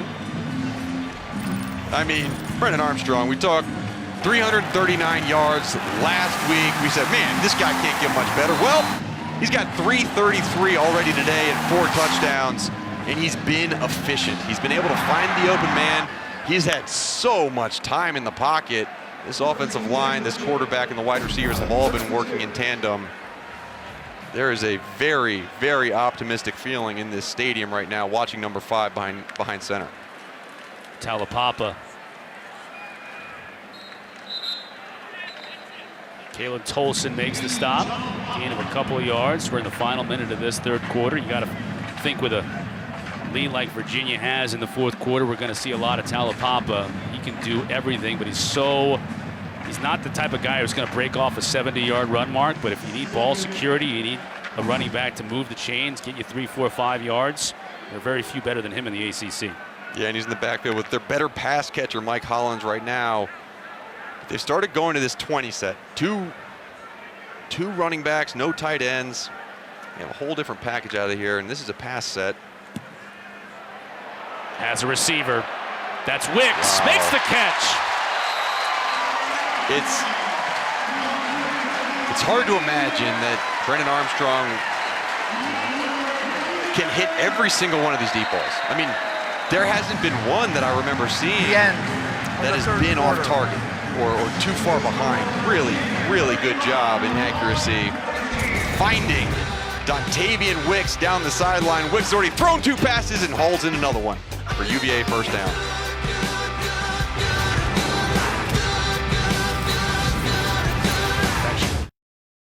Quarter here at Scott Stadium. Virginia up 35-14 and moving the ball once again. The fake to Talapapa. Armstrong to throw. Has time. Hits Kemp. Watch out. Boy, Kemp just avoided a big hit. Witherspoon brings him down, but Tariq Barnes was eyeing a leveling hit. And I mean, Billy Kemp, 5'9", 175 pounds. He avoids those hits because he's so small. Yeah, and he's slippery. You see him adjusting his shoulder pads. I could take that hit. That was going to be a licking that Tariq Barnes was going to put on him. A good job. Again, just so much time back there. No pass rush at all from Illinois. Talapapa tries to spin inside, still on his feet. That's a good run to pick up what he can, and still on his feet. Ooh, ball out. Now the ball came out. Hansen comes out of there with it. The whistle didn't blow. And they're saying it's a turnover. Yes, it is. Fumble recovered by the Illini and Jake Hansen. So while Talapapa was giving effort number 3 and 4, first down and 10. the ball was stripped. And let's take a look at the replay. Just as I say Talapapa is the ball security option in the fourth quarter, he puts the ball on the carpet. He's on a... The ruling on the field. Look, it's Hansen is under further who review. feels him still up and rips the ball out. Hansen has 10, now 11 career forced fumbles. He's on top of Barnes, so he hasn't hit the ground yet. Yeah. And then the ball comes out, and the ruling on the field is a fumble recovered by Illinois, so you're going to have to see more than that to change it. I don't know if we see enough. We'll get the final call when we come back.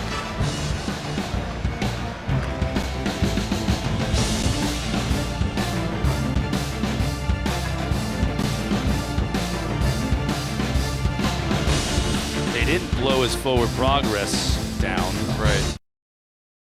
Early fourth quarter here, Wayne Talapapa fumbled on that last play. It was reviewed. And Tom Herbert, our replay official, says, yeah, not enough to overturn this. It stands. Yeah, you see Talapapa almost laying on top of Tariq Barnes when Jake Hansen rips the ball out, then recovers his own forced fumble. He now has 11 forced fumbles in his career at Illinois, tying Whitney Merciless as the second most ever by a player at Illinois. Such a great name. Such a great name. Merciless. Who's got Simeon Rice has 13. He's the leader. Sitkowski. Now you get it to Williams in space. Makes a couple of men miss. That's what he does. Former quarterback Isaiah Williams, recruited by everybody to be a receiver or a running back, wanted to play quarterback, came to Illinois. Then during the spring, towards the end of spring practice, he went to the coaches and said, I want to switch to receiver, and they loved that because he just showed you his special skill set right there. Illinois wants to move fast. Sitkowski to the outside, connects with Casey Washington. Illinois is really not a tempo team. However, it does seem like Art Sitkowski is more efficient when they're going no huddle or quick and just throwing the ball. His 2-minute drives have been really productive, and they're kind of in that situation right now. Yeah. Started the fourth quarter down 21 points. And if Virginia isn't expecting it, that's something right there. Cavaliers come with 4. Oh, nice pass. That was right where it needed to be, and Casey Washington couldn't bring it in. Yeah, that's one Casey Washington would love to have back. Good ball by Art Sitkowski. They understood what UVA was doing defensively, playing a little cover 2. Got Anthony Johnson sitting down on the flat. Good ball in the space between the safety and the corner. And unable to come down from it. Come down with it, rather. Second down and 10. That's Sandy in motion. Now back outside in the slot. Pressure on the outside, picked up. Sitkowski's got room to run. Ball fake and gets down. I don't even know if I'd call that a slide. That's more like a fall. That's one of those things that, when you know you're going to be a starter, you go to slide school in the offseason. You learn how to slip and slide. Get down. When you're 6'5", 225, sliding is not the easiest thing. It's a long way down. Right. It's a lot of body to get to slide. Chase Brown in the backfield. Yeah, 3rd and 4. Illinois needs to turn that turnover into points. And they got to convert here to keep the drive going. Low and converted. That's not going to be, that's close. Depends on where it's marked. I don't think it's enough. That's right at the marker. DJ Barker makes the catch, and the officials rule. They don't even measure it. They say it's a first. Yeah, it looks like that little orange marker was a little bit farther down the field than the sticks. Good job on the low pass. Noah Taylor, again, dropping out in coverage. Art Sikowski put it right where his receiver could catch it, and no one else. Another quick pass underneath. This time Washington makes the catch, but Nick Jackson is right there to make the stop. Gain of 2. Yeah, that's it. Gain of 2, however. The offensive coordinator is going to be up in the box looking. There was a wide open guy downfield. Isaiah Williams got behind the defense. Let's see if they go back to that play at all. Hit him on the corner route. Sikowski steps up. Knocked away. Washington almost had this one. Defended nicely by Nick Grant and Anthony Johnson, both on the play. Flags are coming in. Got the helmet off in the backfield.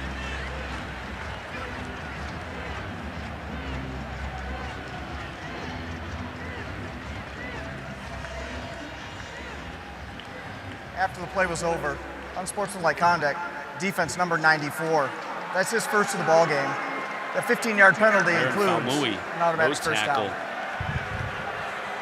Junior out of Honolulu, guilty of the infraction. That's a big one.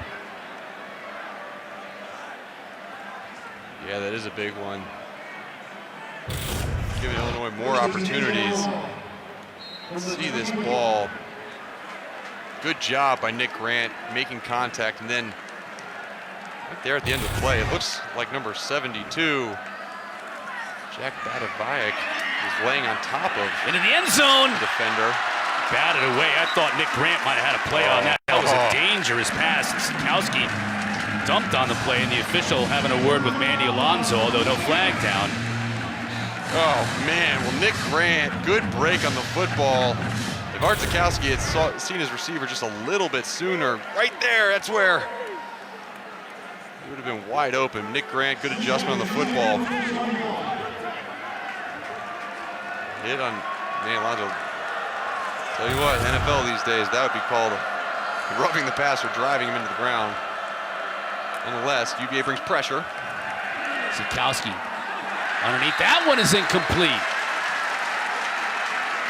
And a nice job by Anthony Johnson. The Louisville transfer has been all over the field tonight. Yeah, he really has. And they've been excited about Anthony Johnson coming into his own in this game. Had a couple good plays, but watch how he's able to fit his hand right in on that left arm of Danny Navarro, just separating the hand from the football. And again, Wahoo Nation is on their feet as it brings up 3rd and 10.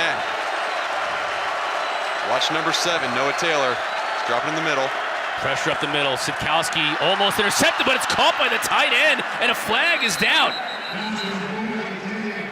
Barker stepped out of bounds after he caught the ball, and you get a flag right near where the catch was made. Yeah, it's probably gonna be on Casey Washington, number 14, as a illegal block downfield. However, to me, if I'm an official, the contact by Anthony Johnson, contact by Casey Washington. Pass interference, offense, number 14. Might have ignored that. Blocking However, downfield on the play. there was 15-yard penalty contact. from previous Maybe spot. it was initiated by Casey Washington. You're taught as a defender, if you have body position, a wide receiver can't just run through you, can't push you out of the way. So kind of like taking a charge in basketball. Really what Anthony Johnson did there. Brings up 3rd and 25 after a remarkable catch by DJ Barker. A tough series for Casey Washington. That penalty moves Illinois way back. Yeah, 3rd and 25. Yeah, and we saw Tom Brady a couple nights ago in a similar situation, getting enough yards for a field goal. Let's see exactly what Illinois is doing. Barker won't get nearly enough. Really interesting. We talked to Brett Bielema last night. He referenced that New England, or I almost said New England Patriots with Tom Brady. The Tampa Bay game where they were in the very similar situation, knew how many yards they had to get just to have 3 points. Right now, this is a situation where they need more than 3 points to make a difference in this game. So this is 4th down and 20.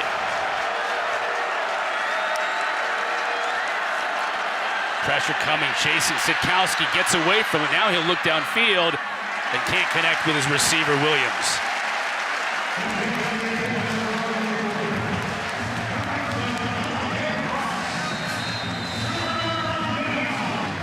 Brett Bielema frustrated. Barker is as well. Virginia up big. Full media, timeout. ACC Network Football is presented by the Eat Fresh Refresh at Subway. 20th anniversary of 9/11 today. You saw the F-22s, the flyover. Our spotter, Evans Boston, his brother Brendan flies F-22s. Thank you for your service, Brendan. Lieutenant General Chuck Peedy at the coin toss today. Saw the flag unfurling by men and women of our armed services. The band, a beautiful rendition of the Star-Spangled Banner, and choir here at Virginia. Beautiful day for football, and a beautiful day to remember those who lost their lives on 9/11, unless we never forget. Wayne Talapapa up the middle, gain of about 9 yards on first down. He'll look for retribution on this drive after putting the ball in the carpet on the last one. Yeah, how about that mindset too, Bronco Mendenhall? Understanding the leadership that Talapapa brings to the team. He fumbled the last time he touched the ball. Let's give it right back to him. Let everybody know that he's still got confidence in his senior captain out there.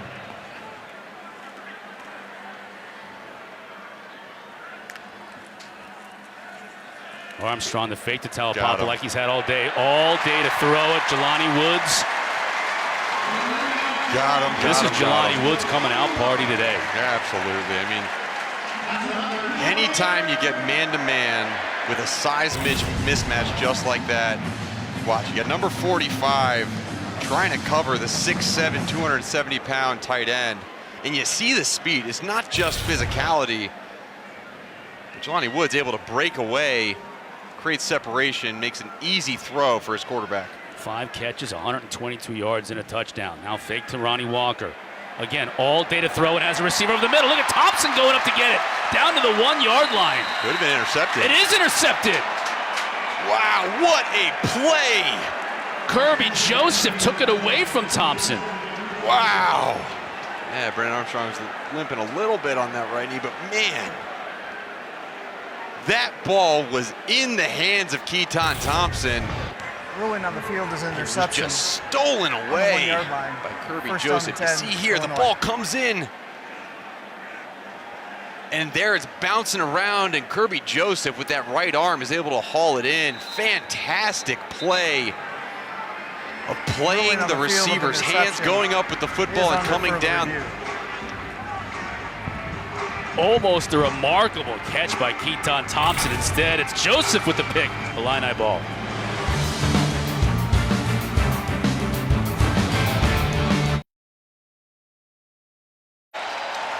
Call was reviewed and confirmed as it was called on the field. An interception. Take another look. Yeah, just unbelievable concentration by Kirby Joseph. He came down with the ball. And the only bad thing for Illinois is that they got the ball at their own 1-yard line. Sitkowski with the give. That's Brown, picks up 5 yards. Blunt brings him down, but they get a little bit of breathing room now. And again, if there's one area that UVA wants to address after this game defensively, it's going to be the edge of that defense. Being stout on the edges. Again, really good push up front. Allowed it to escape out the side. Sitkowski just had to throw that one away, had some time, but couldn't find an open receiver. I think that's been the difference in this game between these two passers. Sitkowski's had some time, he just can't find anybody open, whereas when Armstrong has time, he finds somebody that gets open. There's Armstrong riding the bike right now. He's had that knee issue after getting sacked in the third quarter. There he is with Thompson.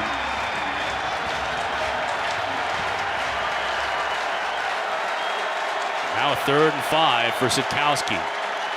Virginia shows pressure up the middle. Here they come. Gets it to Williams, but they can't connect. And you talked about the coverage on the back end, Chris. Even though there might be time, even though that blitz was picked up well, Virginia's defensive backfield has been all over the wide receivers of Illinois. really good job. That's Devontae Cross playing in that nickel cornerback position.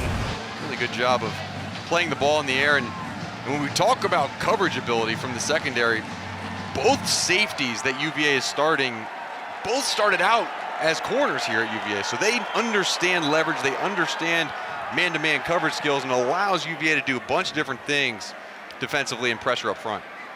Kemp from his 50. Dancing around, nowhere to go, out of bounds at the 47. Words are exchanged. Flags remain in pockets. Armstrong's had a good day. 26 of 35, 402 yards and 4 touchdowns. Does have just that one pick. Yeah, I think a good day might be an understatement. He has had a fantastic day, and really it's been led by the emergence of Jelani Woods, their big tight end, with 5 receptions for 122 yards through the air. But you see 9 receivers have been involved. He has spread the ball around, and the amount of players who can be playmakers for Brennan Armstrong, I mean, the list just goes on and on and on, and he's found pretty much every single one of them during this game. 3 of his teammates join him in the backfield. Here's Hollins. Pickup of close to 5 yards and a late flag, several of them. Yeah, it's getting, after the whistle, yeah. Getting chippy down there on the field, Chris, and players understand the importance of this game. I mean, this is not a rivalry by any means. I mean, you mentioned it in the open, Illinois has never played a game in Virginia. However, they understand the importance of these non-conference. Defense, number 92. That's his first of the ball game. 15-yard penalty includes an automatic first down. Isaiah Gray with the unsportsmanlike conduct. It's fine 92 in the middle there. He's on the top side here with Nelson. Yep. A little late, a lot late.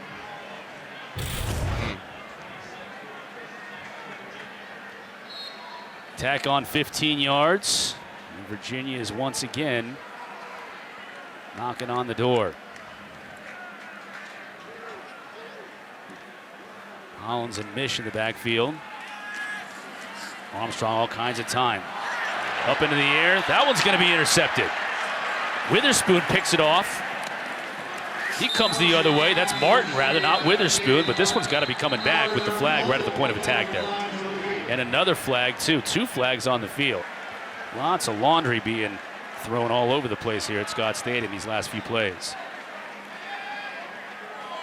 We had a very clean game in the first half and not as much here in the second.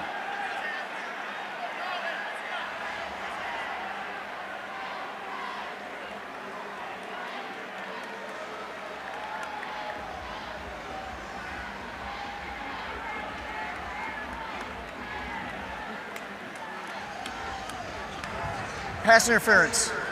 Defense, number 31. The 15-yard penalty includes an automatic first down. During the return, personal foul, illegal blindside Bach, number 91. That penalty is declined, first down and 10. So a first down after the interference call against Devon Witherspoon. Yeah, nullifying the interception. Right, and it wasn't that front hand that made contact with the ball. You saw where the flag came in. It came from the back judge, so the block in the black it was that right arm that got. Therefore, the penalty is declined. First down and 10, Virginia. Penalty declined. Just reiterating that. It was that right arm that kind of hooked behind the wide receiver.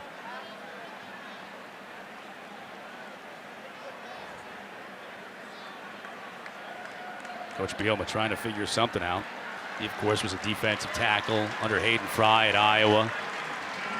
Coach under Barry Alvarez. Coach under Bill Snyder. I mean, some greats.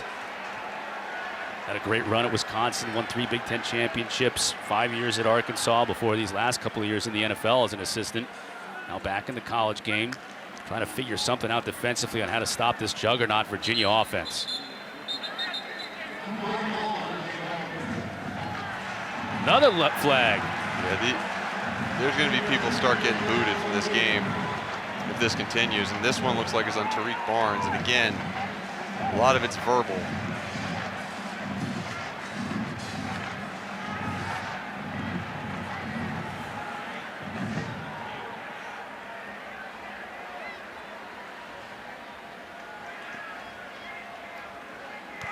after the play was over. Unsportsmanlike conduct.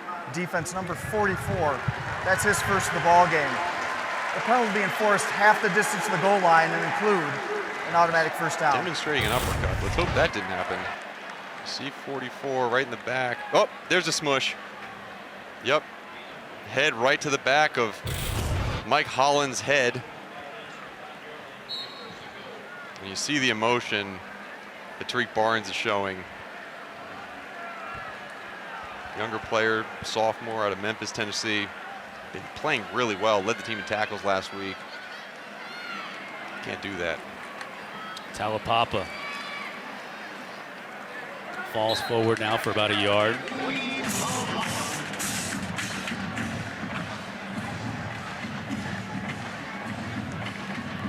Brett Bielema's a guy, you know, he's seen it all. I mean, he's been a head coach at the highest level. He's been through the ring. You mentioned all the guys he's played for.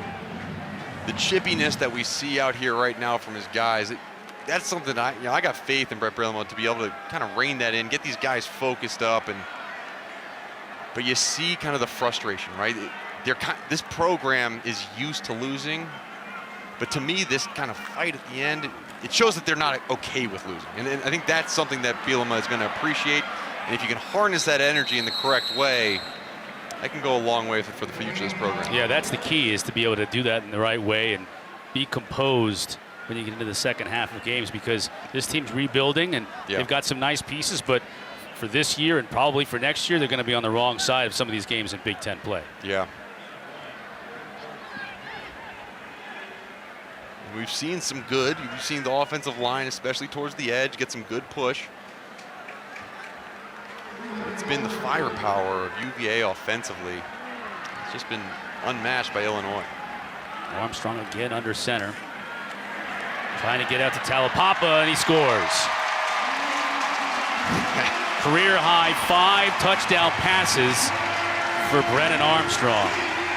That's 7 on the year now in 2 games. That's pretty good. Yeah, we talked to him in meetings this week and reminiscing on his high school career. There was a game in high school that he was responsible for 9 touchdowns, and his team lost 83-82. I don't know if he's going to hit 9 today, but 5 touchdowns through the air with 405 yards passing. That is a pretty good day for that number 5. 5 for 5. Yeah, I don't think he has to worry about losing this one either, like he did that game in high school. Legend from Shelby, Ohio. The legend grows. Armstrong, touchdown pass number 5 on the day. All Wahoos in Charlottesville.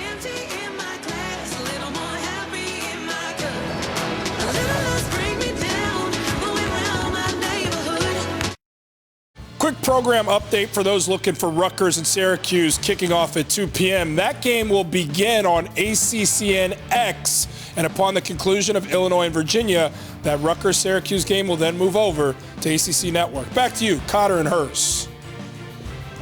All right, thank you, JC. Kicking off here after Virginia scored their 21st straight point. Justin Dunkel. Fans who woke up early today to come down here to Scott Stadium enjoyed a treat as Virginia got up 14-0 early in this game and never looked back. The offense just so strong, and it brings us to our Sport Clips MVP of the game. It's that man right there, Brennan Armstrong. Yeah, look at this day. Look at that. I mean, if we just showed you those numbers, he was obviously going to be the MVP of the game. And just a great job all day of managing the game, but also targeting downfield. He spread the ball around, got 9 different receivers involved so far in this game, 10 actually now, and was able to put the ball in the hands of his big tight end. And with Jelani Woods' development and his threat inside the hashes, it really opens it up on the outside for the kind of the smaller guys in terms of Kemp and the other guys they got in the receiving corps. Really great job by Armstrong. McCray, the big freshman back taking it for Illinois. You look at the schedule coming up for Virginia. You know, I was just thinking, what's he going to do when he plays a really good defense? But I feel like that schedule can be had. I mean, he's going to have some roadblocks along the way, but nothing that really jumps out at me that's going to be exceptionally tough. No Clemson, no Alabama on that schedule. No defense like that. Yeah, it's always a tough draw when you get an Alabama or Clemson on your schedule. But I mean, I think that we don't really know what North Carolina is like right now after that loss to Virginia Tech. We don't really know what Miami's like. Yeah. They played Alabama, but we've kind of seen Louisville. We've seen Duke has got some promise a little bit in the backfield, Mateo Durant. However, it really gets down to that last month, those last 4 games where UVA is going to be tested, starting with BYU, Bronco Mendenhall's alma mater. Notre Dame at the end. That's going to be a tough test for number them 3. facing that Ball be defense. placed But at the spot of the foul. confidence that this Automatic Virginia first team is down. going to have offensively, I think between now and then, Armstrong's going to put up some numbers. Yeah, he's going to put up numbers. And then also, too, just their style of offense is always going to be different. It's just different than what you're used to seeing. The multiple people that can kind of take the snap and multiple people that can catch the ball and run the ball. So it's going to, it keeps the defensive minds in their rooms studying these trick plays. And sometimes you lose focus on just the basics and fundamentals, and that's kind of what we saw from Illinois early in this game. Sikowski, 17 yards on that completion. So here in the final 5 minutes of this game for Illinois, they made the trip first time ever here in the Commonwealth of Virginia, trying to get something out of it, as they've got a big game Friday night against Maryland back at home. Short weak pressure coming up the middle for Sikowski, and that's a nice catch if it stands. Sandy making the grab just out of bounds. Yeah, we haven't seen as much from Carlos Sandy as I thought. Almost said he might get more involved, but look up front. Good job. Really good job coming up the middle. Yeah, and again, these are some of the backups, the second string UVA defensive front and linebackers, and still getting good pressure on Illinois. 2nd down and 10 now. Reggie Love in the backfield. That's Sandy in motion near side. Pressure coming. Sikowski got rid of it. Not getting a lot of help from his receivers here in the second half. Now, there've been a lot of drops early in the game, and then we're finishing off with a lot of drops. They're feeling the pressure defensively. Take a look right there, Nick Grant. Nick Grant has had some big plays closing in on the football. Looks like it's about to be caught. He's able to come up, get some big hits, knock the ball out, and on 3rd down, with the second string defense in, looks like they're dialing up pressure. Picked up initially, Sikowski trying the back shoulder throw, and that one's intercepted. Well, wouldn't you know it? We've mentioned his name so many times this afternoon. Anthony Johnson ties a bow on this defensive effort for the Wahoos. And what a pickup in the offseason for Bronco Mendenhall, Nick Howell, and this UVA defense. Anthony Johnson coming from Louisville. Made some great plays on the football, and maybe none better. Got a little grab. But good job of finding the football, getting his head around, and ripping the ball away from Donnie Navarro. Great job.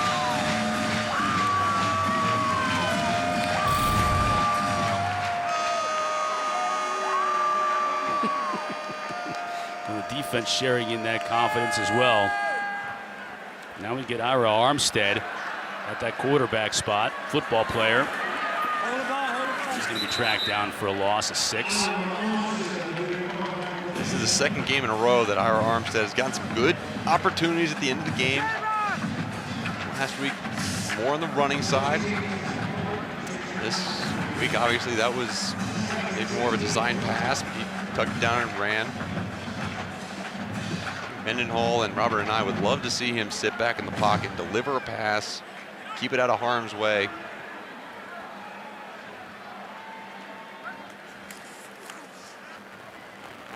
Walker stays in the block, and Ira this time again tucks it to run, loses 2 more.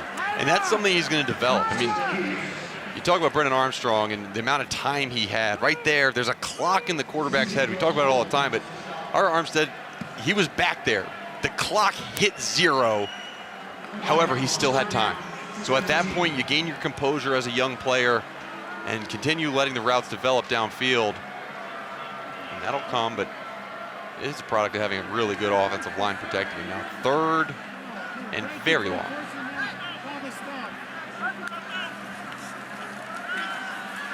Steps up. Flag down. Incomplete on 3rd down. Holding. Offense, number 55. Penalties declined. 4th down.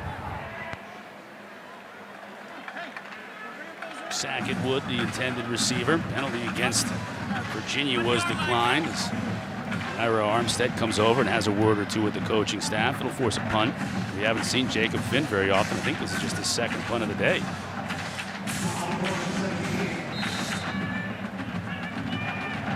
Donnie Navarro back to receive it, standing on his own 35.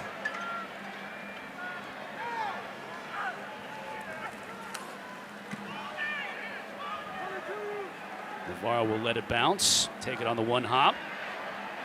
Splits defenders. That's a nice return to midfield into Virginia territory. Well, Bronco earlier in the week said that the goal is always to win the Coastal. They did it back in 2019, although it's been really a revolving door here. Different teams seemingly, not seemingly, literally every year winning the Coastal. Yeah, it seems like you spin the wheel and never hit the same school twice. Lately, Virginia was the last one to win it. 2019, remember last year when Notre Dame played in the ACC, there were no sides, there was no Atlantic, no Coastal, everybody just kind of grouped together. But Bronco understands the importance of taking care of business at home, which they're doing today. And then the real test is going to be on the road. And you kind of look at what happened coming into the season. Very high hopes for a lot of these teams.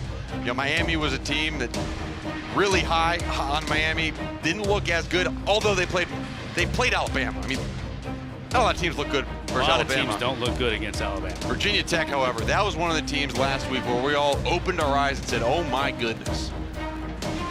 Bud Foster's gone. However, that Virginia Tech defense is back, flying around. They feel lunch pail as ever. Yeah. Burmeister gives him kind of a look like, a little bit like Brendan Armstrong, can do things with his legs and his arms. He's dynamic. Yeah. So that's a team to look out for. So it's not just Miami, North Carolina, and everybody else. I think, Mark, the takeaway after week 1, and you could even say fumble, and Virginia picks it up. Got a flag on the play, but on the fumble, Virginia is able to get the turnover. To finish my thought on that, I think after week 1 and what we've seen here so far in week 2 with Virginia, there are a lot of other teams that are going to have a say in this Coastal Division before it's all said and done. Offense.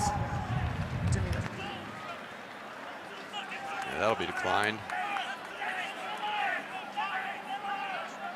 Number 63, number 54. Penalties declined. Chris, Result of the play was a fumble recovered by the defense. Talk about 1st down and 10, Virginia. Talk about Virginia football. I mean, you come to the state of Virginia and play football right now in the ACC. I mean, you got some tough schools to play against. Good job. Again, I mean, the fact that Nick Grant, the senior, the 6th-year senior, the super senior, is still in the game, making plays just like that.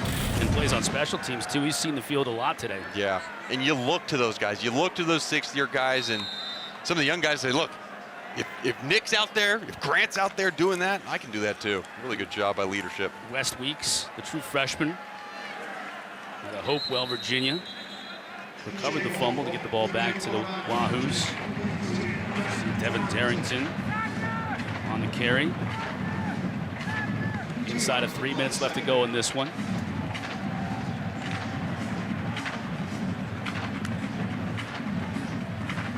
Students over on the berm over here by the end zone have already decided they've had enough. Catching a little bit of a late lunch. Maybe a late liquid lunch. Walker moves the pile about 3 yards.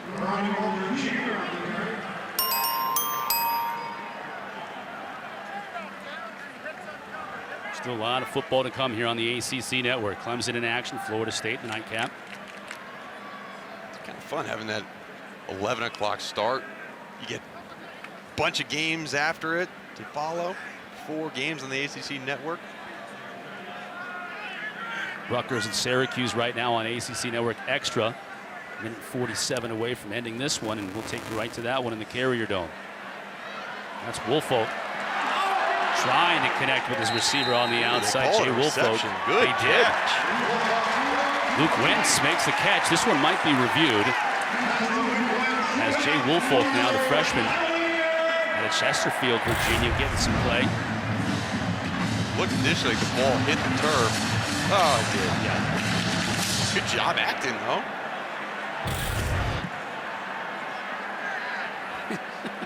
Still getting the accolades of his coaches and teammates. And now they get the head roll. Oh, The ruling on the man. field was a completed catch. That play is under further review. Hoping against hope that that one would not be whistled for review. That the replay official, Tom Herbert, would just say, I want to go grab some lunch too. Herbert's got a job to do, though. Here's our Sunday best for tomorrow. We're going to feature the field hockey match between number 24 James Madison and number 14 Wake Forest at noon Eastern, followed by the Sunshine State women's soccer match between USF and Miami. Both right here on the ACC network and on the ESPN app. One tap.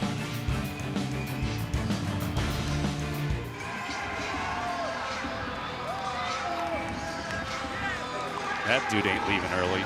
He got all dressed up for the day. A Little John turned down for what? He's not turning down. The guy's turned all the way up. Mentioned Illinois playing Maryland in a Friday night game. So a short week, prep week for Brett Bielema. Let's take a look at who they've got coming up. Already got that one Big Ten win under their belt with Nebraska to start the season, so that's big. Yeah, they start getting into the Big Ten schedule now. Maryland, Purdue.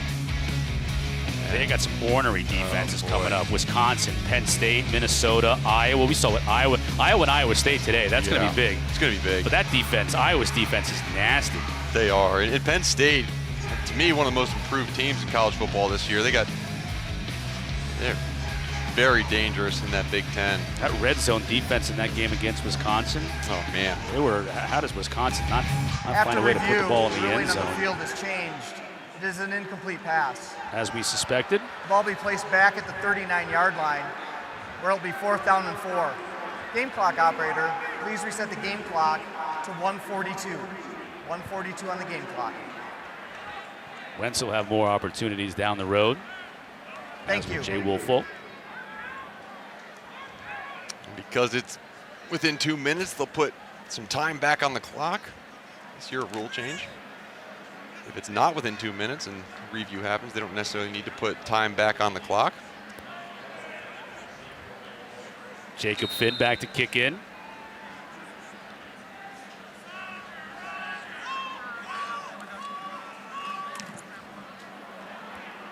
Driving punt. Navarro back all the way to his 10. Just picks up what he can, about 10 yards on the return. Syracuse in action right now, as I mentioned, on ACC Network Extra. Put them over here on linear television in just a few moments. Let's look at some of the running backs after week 1. There you see Sean Tucker for Syracuse had a huge game, 181 yards. And Mateo Durant, he is their offense at Duke, isn't he? No, he's the offense. They were able to throw the ball a little bit last night. We saw them stretch the ball downfield better than they did last year, but you look at the running backs in the ACC, and continually, year in and year out, they're very productive. And you see the two, Persons and Knight for NC State. Those guys, I mean, they pack a 1-2 punch, similarly to what UNC had last year with their two all-stars in the backfield. The interesting thing about NC State is they didn't run the ball very well last year, and yet you've got those two backs, and they're off to a really good start this year, being a lot more balanced offensively. Dangerous pass outside.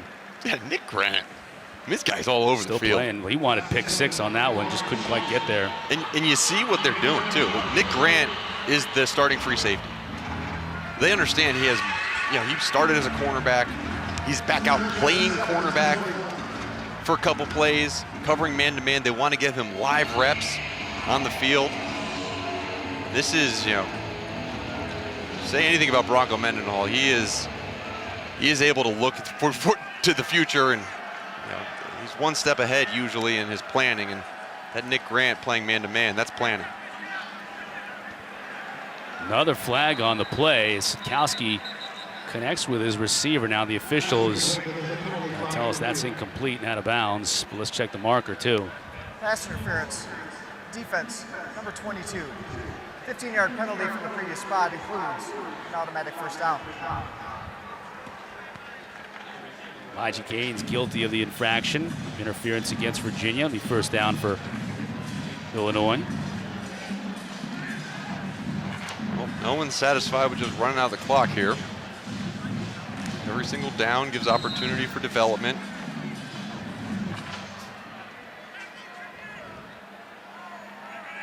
Bielma said it too, you know, even the offensive line learning how to block under his offensive scheme. So to your point, Mark, every single down is another rep learning to get better. With the Big Ten schedule looming large, starting back again with Maryland on Friday night. Yeah. You know, when you look at Art Sikowski, not a spectacular numbers tonight, but you know, he's filled in well. And Brennan Peters, who was a starter week 1, he got cleared to practice and still a little tender on his shoulder, got an AC joint sprain.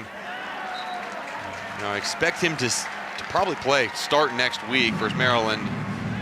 Has a little bit more of an NFL arm, but I think what Brett Bielema told us is like, look, I just feel more comfortable now that I understand what I have as a backup. Don't need to force Brennan Peters back in this game.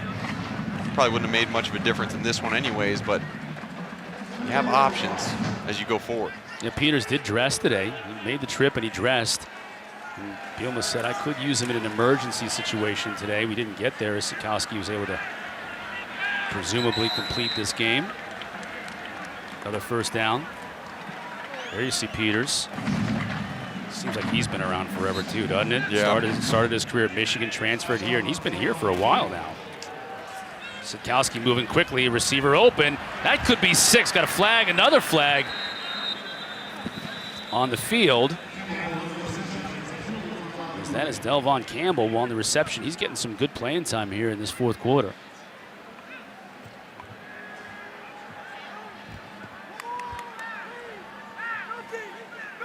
Illegal substitution. Defense, 12 players on the field. Penalties declined.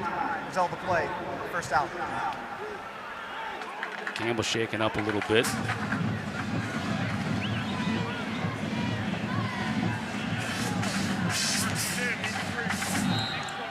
Two timeouts on the board for Illinois if they choose to use them.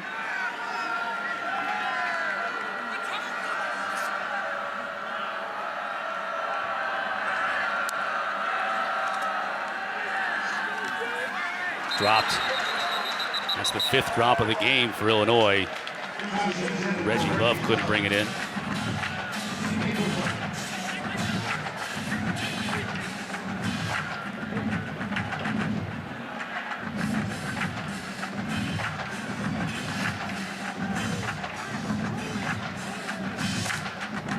There were points in this game where Illinois got that momentum swing their way. Had some productive drives. Defensively, had a couple good stops. But really, I mean, this game has been UVA's game to lose basically since we started. Since that opening 2 drives went back-to-back easy touchdowns, you kind of just felt that UVA had the upper hand. Yeah. As we've said before, too, a couple of gutty drives by Illinois to close down 14-point deficits to 7, including the opening drive here in the second half, where it was just a 7-point game after Illinois scored, and you thought they had the momentum, but then Brennan Armstrong just took the game over. 21 straight points for Virginia, and it was all she wrote. Yeah, and you got to imagine, unless someone has a ridiculous day later on, I mean, Jelani Woods got to be tight end of the week. I mean, he had an absolutely fantastic day at that tight end position. 5 receptions, 122 yards, touchdown. He's averaging 24.5 yards per catch. He was banged up. Tight end. You know, last week he was banged up a little bit against William and Mary. He cramped up and had to leave. He didn't play the whole game. There you see him, just a massive human being, and displayed quickness, speed, and hands today, too, to go along with that frame. 4th down for Illinois. Sikowski into the end zone, overshoots his intended receiver. And Bronco Mendenhall with his hands raised up in the air. Brennan Armstrong looking on. You know, what goes through your mind after you put up such a day? And you know, he's going to be one to, I'm sure, his work ethic, he's going to get in that training room, make sure that knee's okay. And there's a feeling. There's just a feeling around this stadium. They got their quarterback, they got their coach, and they got their team this year.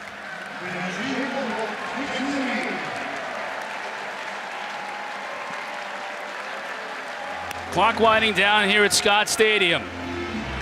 Bronco walking the midfield to meet Brett Bielema. Successful effort today by the Virginia Cavaliers. Our final score, Virginia 42, Illinois 14. Coming up next, more college football, Rutgers and Syracuse. For Jalen Johnson and Mark Herzlich, I'm Chris Cotter. Let's send you to Mike Cousins at the Carrier Dome.